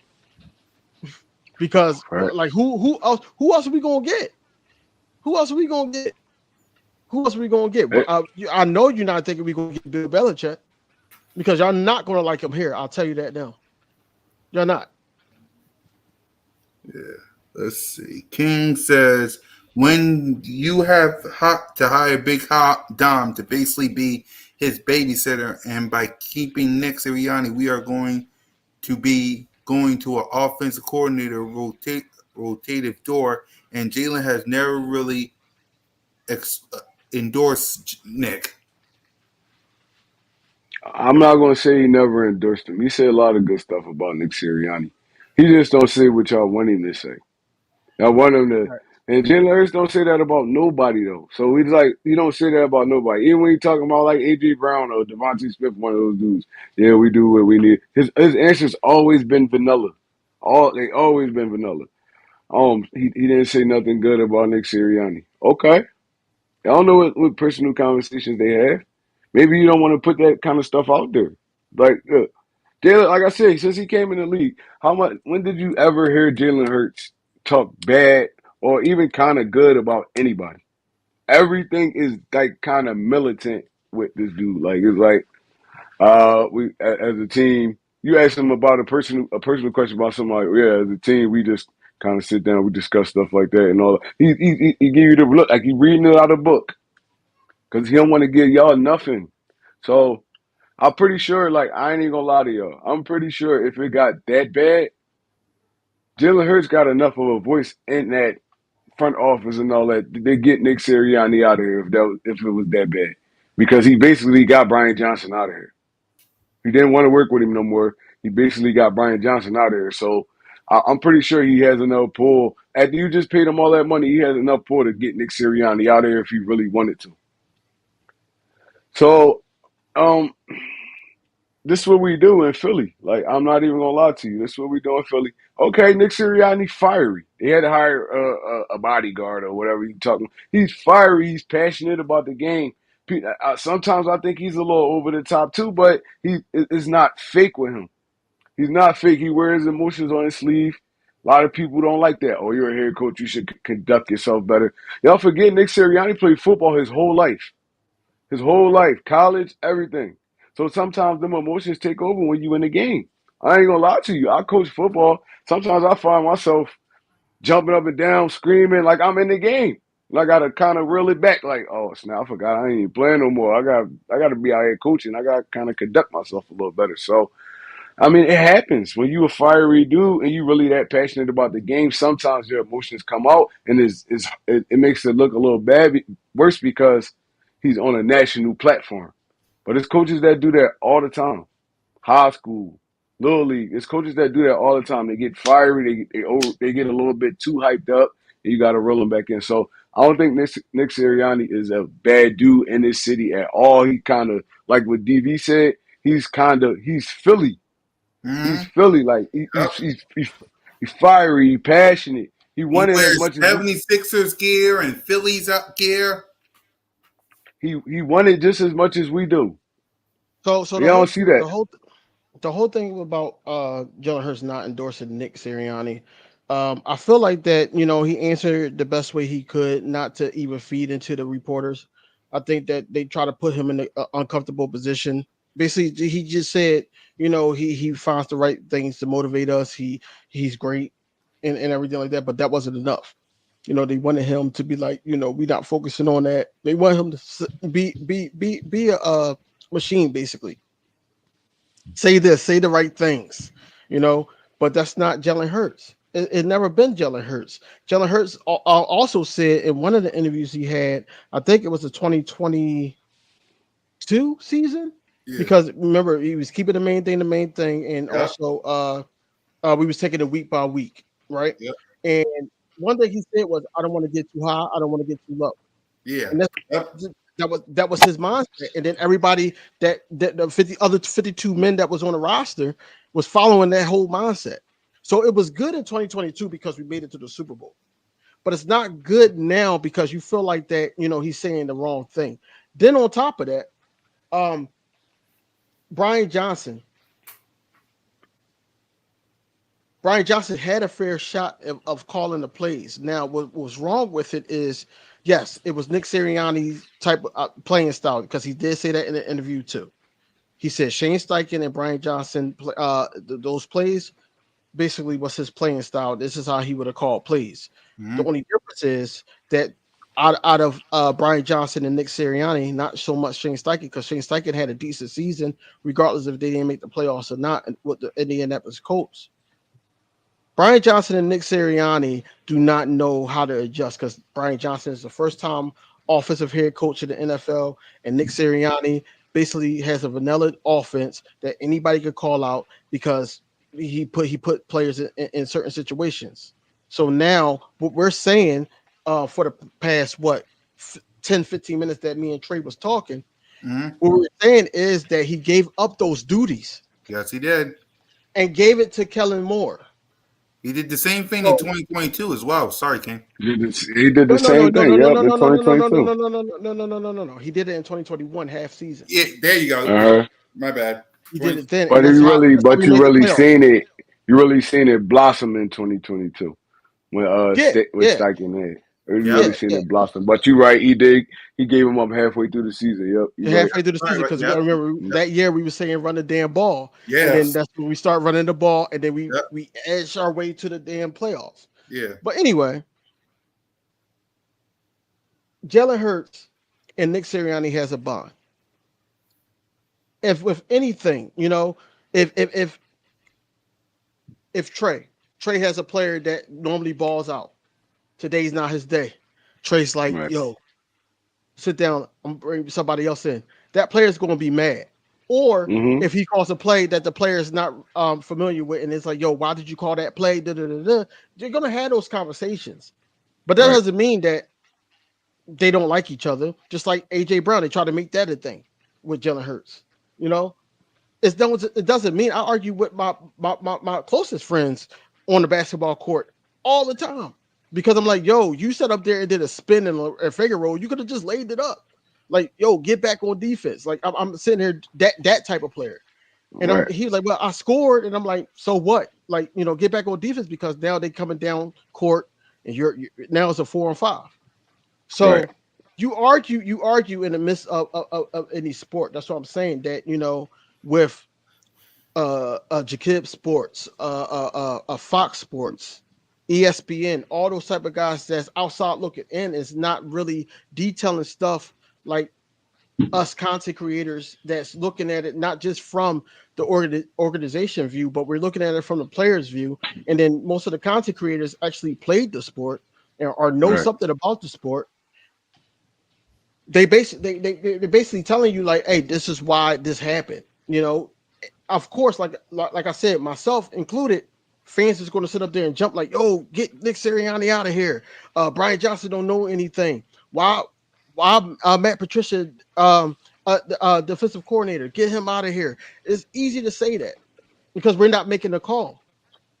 But when it comes to like a Nick Sirianni is that guy that's going to motivate the other guys. Like I said, you cannot sit up there and say fire Nick Sirianni if Fletcher Cox cursed out a reporter over Nick Sirianni.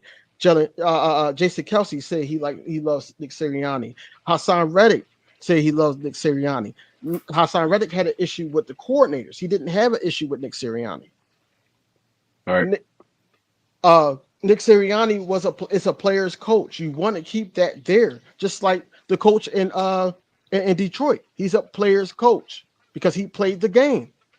Right. You keep him there and let the coaches or the coordinators coach both sides and then you just monitor everything. So why not give him that chance if he's a winning coach? Do you think Jalen Hurts is a little mad at Nick Sirianni for how he scapegoat Brian Johnson? No, No. no. I ain't scapegoat him though. I ain't gonna lie. I don't think he scapegoated him at all. Um, the I mean, outside looking in, yeah, but the the organization knew what was going on. They wouldn't have just fired no Brian Johnson and not let Nick Sirianni go if that was the case. So I don't think he scapegoated him. I think it was real life. They was clashing. They was clashing like the play. We all saw it. If you watched the Eagles game, you knew what was coming next. You knew Yeah. what was coming next. Like Yep. every time, oh, they gonna run this slant, try to run this RPO, it's not gonna work. It was like they was running goddamn like 3, 4, 5 plays the whole game. So it's like that's not scapegoating. That's not scapegoat. He actually was terrible at what he was doing. Hmm. So I mean, like, look, y'all can say what y'all want, man. Nick Sirianni is this boy. He a genius. I'm telling you. He a The genius. one thing, He probably don't got the one thing, Hold on. I want offensive to say. stuff down pat. I want to say this about King Eagle. Do you want to know what his record is as a starter as the head coach of the Philadelphia Eagles? It's the same record as Jalen freaking Hurts, 34-17. Go ahead, Three Ken. so playoff, you said, 3 playoff appearances, Yep. yeah, 3 straight. Yep. yeah. Remember that.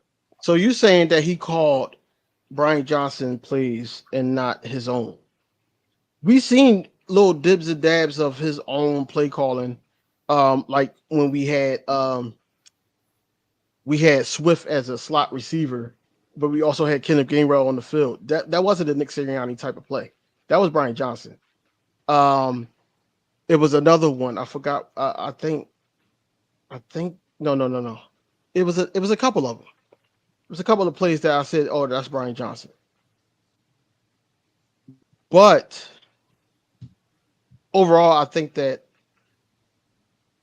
Brian Johnson had the play calling duties because we were arguing and begging Brian Johnson week 2 to run the ball with Swift. And then he finally did it, and Swift went off for 170 plus yards, right? Um, Yeah, Nick Sirianni didn't. Like I said, I still feel this to this day, regardless of the interview or anything like that. I still feel that Nick Sirianni didn't have a lot of trust in Brian Johnson like he did in Shane Steichen. I think Shane Steichen, yes, he called the same type of plays because they was from the same umbrella. He called the same type of plays that Nick Sirianni would have called. The only difference is Shane Steichen motioned a little more. You've seen that with the Indianapolis Colts. He motioned hmm a little, he snapped to confuse defense. And you've seen that with us. It was a lot more movement. It wasn't as much movement as a Kellen Moore's offense, but it was a lot more movement than Nick Sirianni. Nick Sirianni, it was just stagnant. It was vanilla. You already knew it was going to be a quarterback keeper. You already knew it was going to be an RPO. You already knew that all you got to do is rush him and blitz him, and basically the line would cave. You knew a Right, lot of stuff in 2023 that you didn't know in 2022. right, So now you got Kellen Moore that's going to trick the offense, trick the defense. I mean, and then also you got the offensive line, and a lot of people are sleeping on Cam Jurgens. Cam Jurgens is going to be a beast. He's not going to be Kelsey. Nobody's going to replace Kelsey, but he's going to be a beast. He's going to be a beast. It was times when Cam Jurgens got into the game, I didn't even see a difference. I didn't even see a difference because he was learning from Kelsey. You don't I think that agree. guy was a sponge? But I anyway, agree. back to the coaching. I feel like Brian Johnson wasn't a scapegoat because somehow, some way, Brian Johnson still got a job elsewhere. Nick Sirianni having a job, he's not the scapegoat. I mean, he wasn't the scapegoat because Nick Sirianni kept his job. He was able to come with a plan to Jeff Lurie and Howie Roseman to see, okay, what can he do better? And they respected it and they kept him for another year. Like Right, Trey said, this is basically a rental. If you mess up, you out. But if you get far enough to go back to the Super Bowl and everything like that, you might get another shot. But if you win Mm-hmm. the Super Bowl, oh yeah, we extended you. This is his 4th year as an Eagles head coach. That's what I'm saying. Like, you know how many years that Bill Bill Belichick was the head coach and of the Patriots, or how many years Andy Reid was the head coach of the Kansas City Chiefs. That's what I'm saying. Like, if you keep rotating guys and we just keep saying get him out of here because of a bad season, then we're always going to have those type of seasons because now the players got to get familiar with the scheme again. They got to get Right. familiar with a voice again. It's so much to go on with this.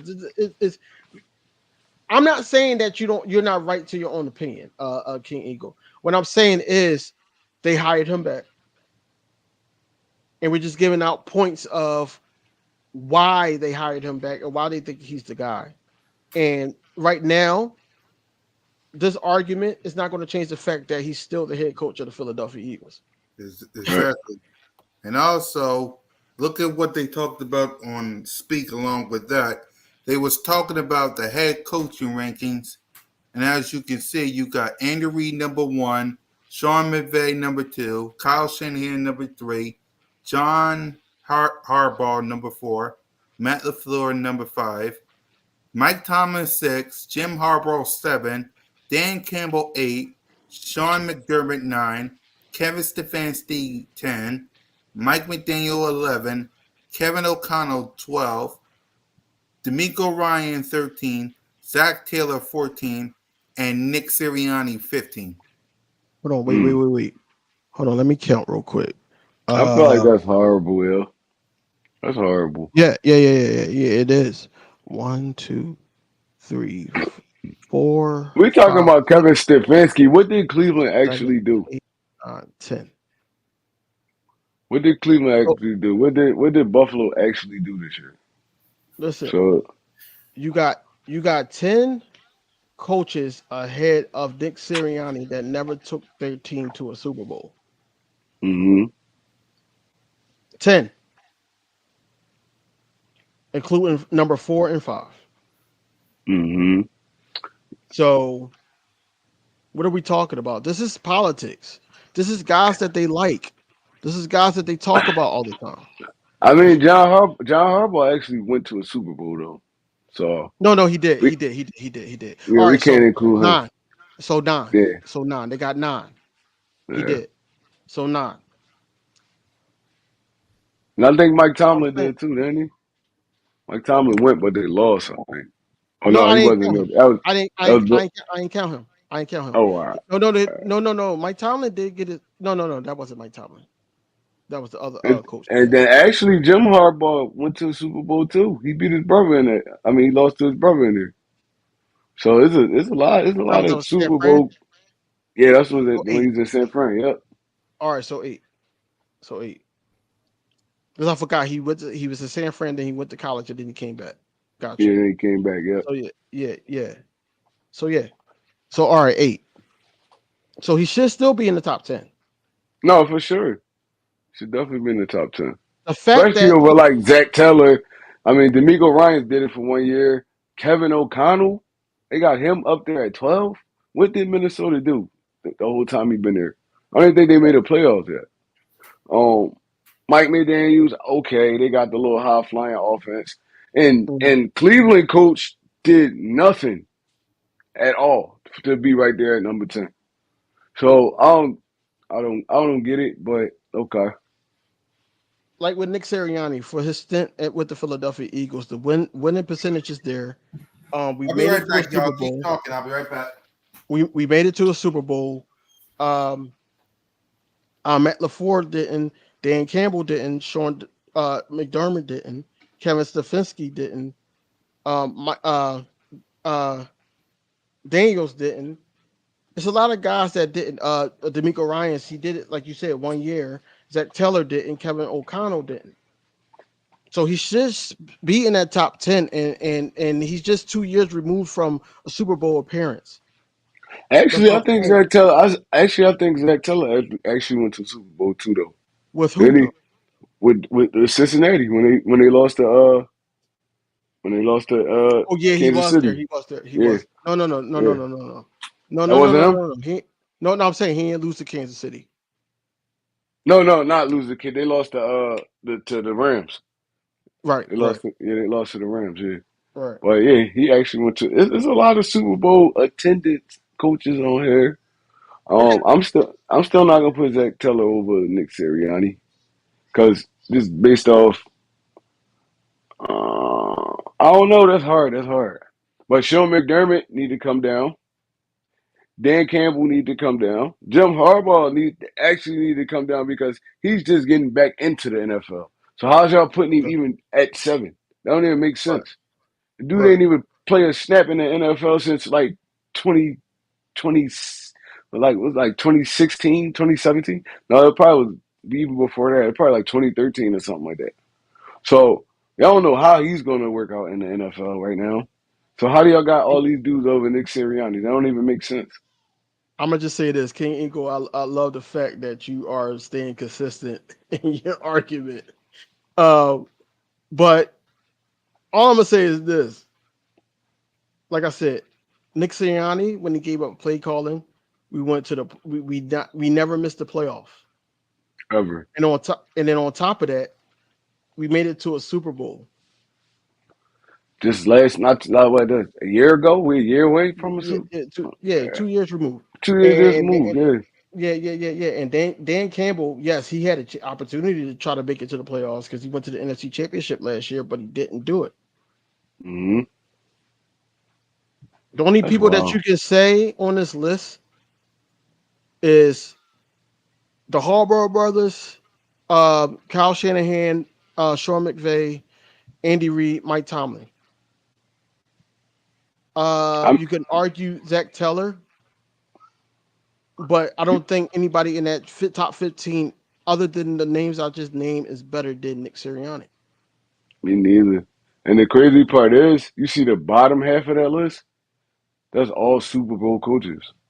Yeah, Doug 16, Peterson, Mike 17, McCarthy, 16, 17, 18, 19. Yep, Shane yep. Steichen, the only one. And Dan Quinn actually went to a Super Bowl too. So it's like, bro, He was in the Super Bowl with the Falcons. yep. Yeah, he Yep. was. He was their head coach. Oh no, he wasn't the head coach. I think he was the defensive coordinator.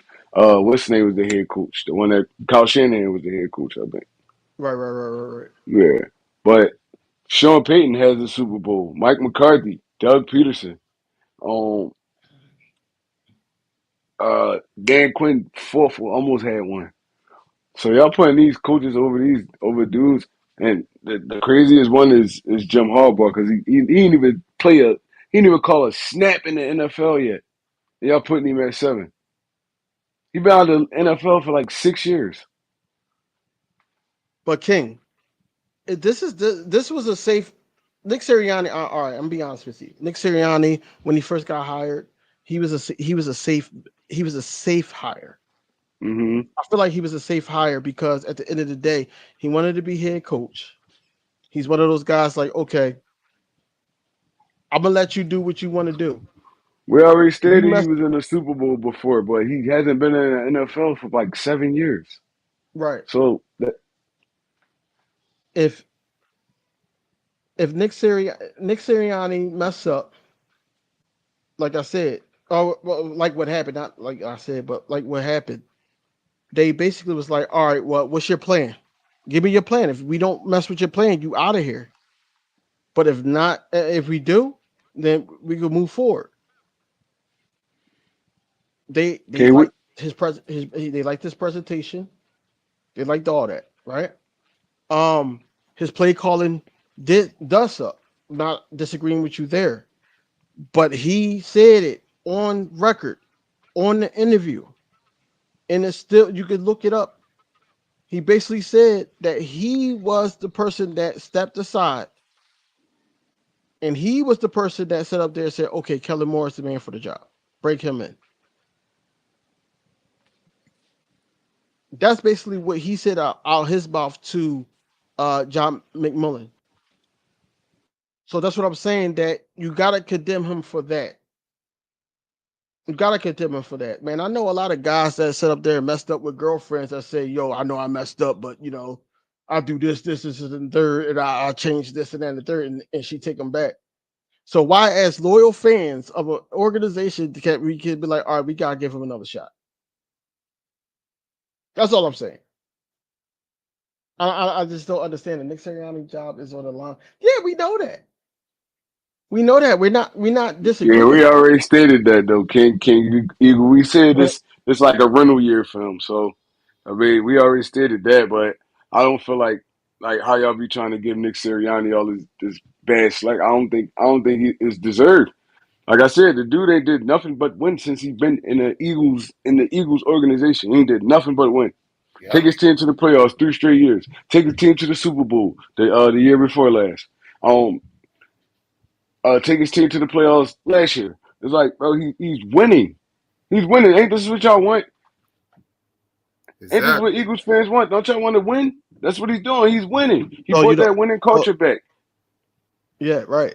And King Eagle. So like when we win the NFC Championship, I'm just speaking into existence, right? So Yep. if when we win, right? When?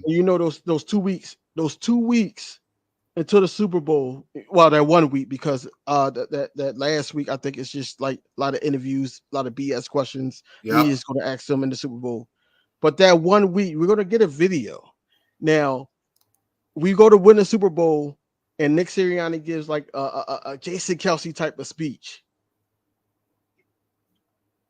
He didn't have nothing to do with it. If Nick Sirianni, you see him on the sideline, and Kellen Moore wanted to run something else, but he's like, no, run this at the goal line, and we win by 7. That's not Nick Sirianni knowing his guys. That's what I'm saying. Like, you got to look at the game before you sit up there and judge Nick Sirianni, because you can't sit up there. From what I know, Nick Sirianni, when he gave up play calling, we had success as Eagles. As the Eagles, we had a success. When he sat up there and decided that he wanted to butt in an offense, we did not have success. So if he's giving up the offense, and he's giving up an offense to a way better offensive coordinator, Exactly, how's that not Kobe. a good decision? Exactly. How Because do cozy, it's because it's a what have you done for me lately, which means what had you done for me since last year type of league. That's what it is. It's politics. It's politics. It didn't. That's number one. Number two, and I sound like Biden when I do that. Number two is it's the Philadelphia Eagles. Yep. That we don't like us, and no one likes us, and we don't We care. don't That's care. not just a song. It's It's a not way just of a life. song. They don't like us. Yo, to be honest, even when it comes to the Nick Sirianni thing, and people not even realizing it, he admitting his flaws right now. Him stepping back and letting Kellen Moore run that offense. He admitting that he can't. He's not really that good at it. He admitting it. He probably came with a plan, but he's like, all right, it ain't working. So I mean, usually head coaches get fired over stuff like this, trying to go out on their sword and all that. At least he man enough to admit, like, oh, I don't really got this right now. I could focus on other places, and I just bring somebody in to focus on this. That's being a head coach. Y'all want head coaches that call offense. Oh, he can't call off. Every head coach don't call offense. Dan Campbell was a defensive player. I mean, he was a tight end, and he coaches defense. He don't call nothing. He don't got nothing to do with that offense. King A lot of these came winning in. coaches don't got nothing to do with their offense. Bill Belichick never had nothing to do with his offense. Never. If you don't believe that Nick Sirianni doesn't get his team fired up and motivated to go out there and win a ball game, look at unscripted 2022 season, please. Yep. Please. Roots on 3, that was his thing. Yeah. And they ran with it. The vets started to believe in it. They ran with that.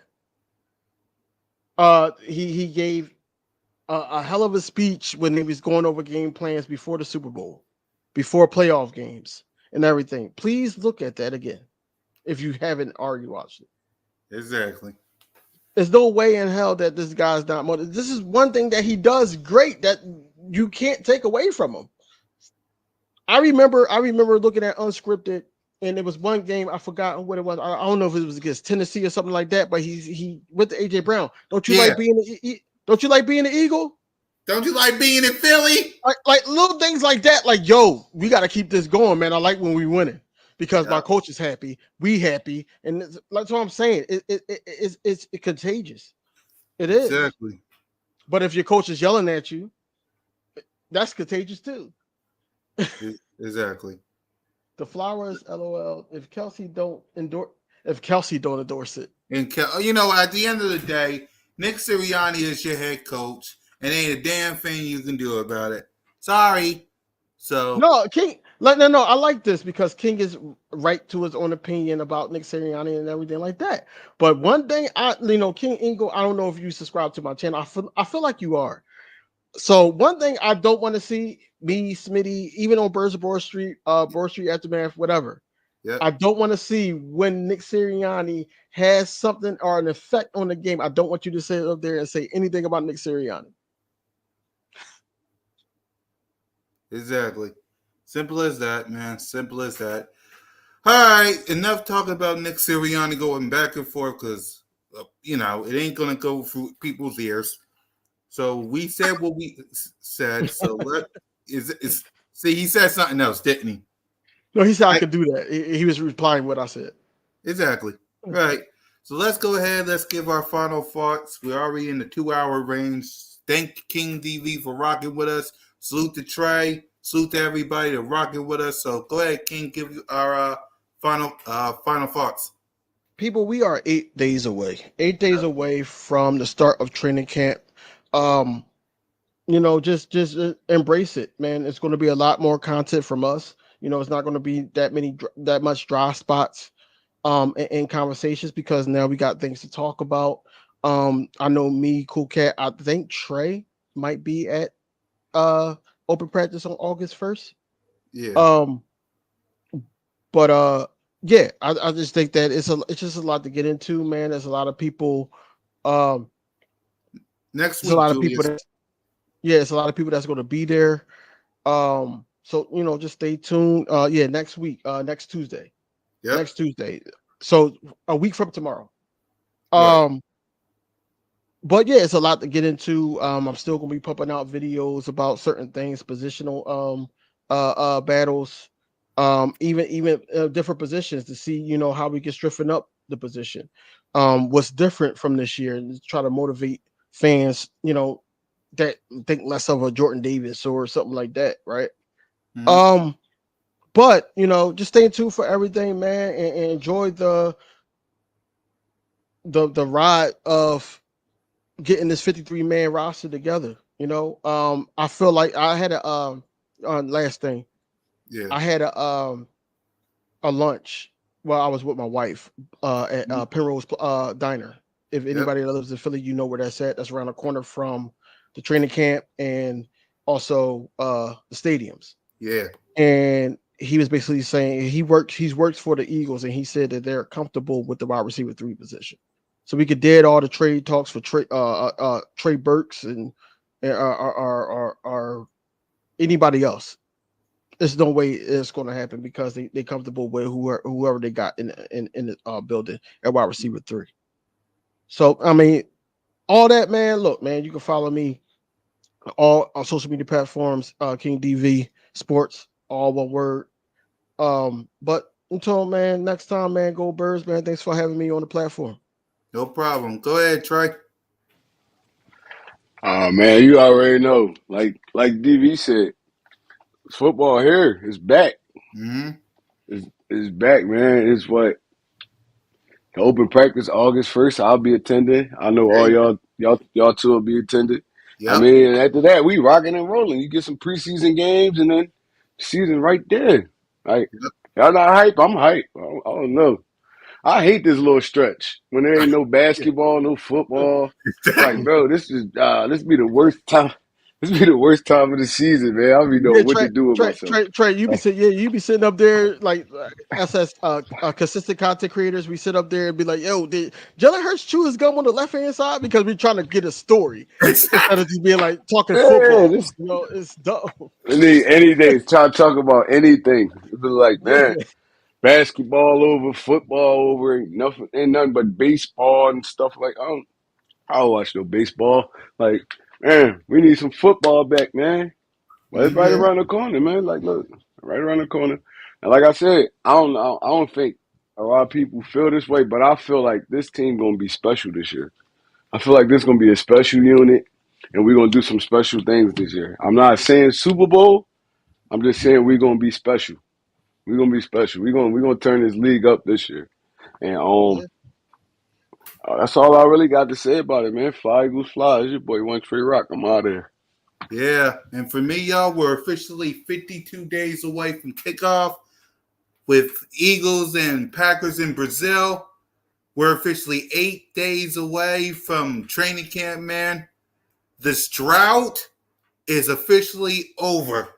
After tomorrow, we're officially 7 days. Enjoy it while you can, man. And trust me, we will be back up here on Broad Street Aftermath. The countdown will be on Cool Cat Mitch. We'll be on B.O.B.S. Lots of content coming for the three of us, man. So stay tuned, man. So for Trey, for Smitty, for King DV, Moan, and Eagles everywhere, it's your boy Cool Cat Connor. Fly Eagles fly, go birds. And just remember, you're always welcome to Broad Street. Lights out.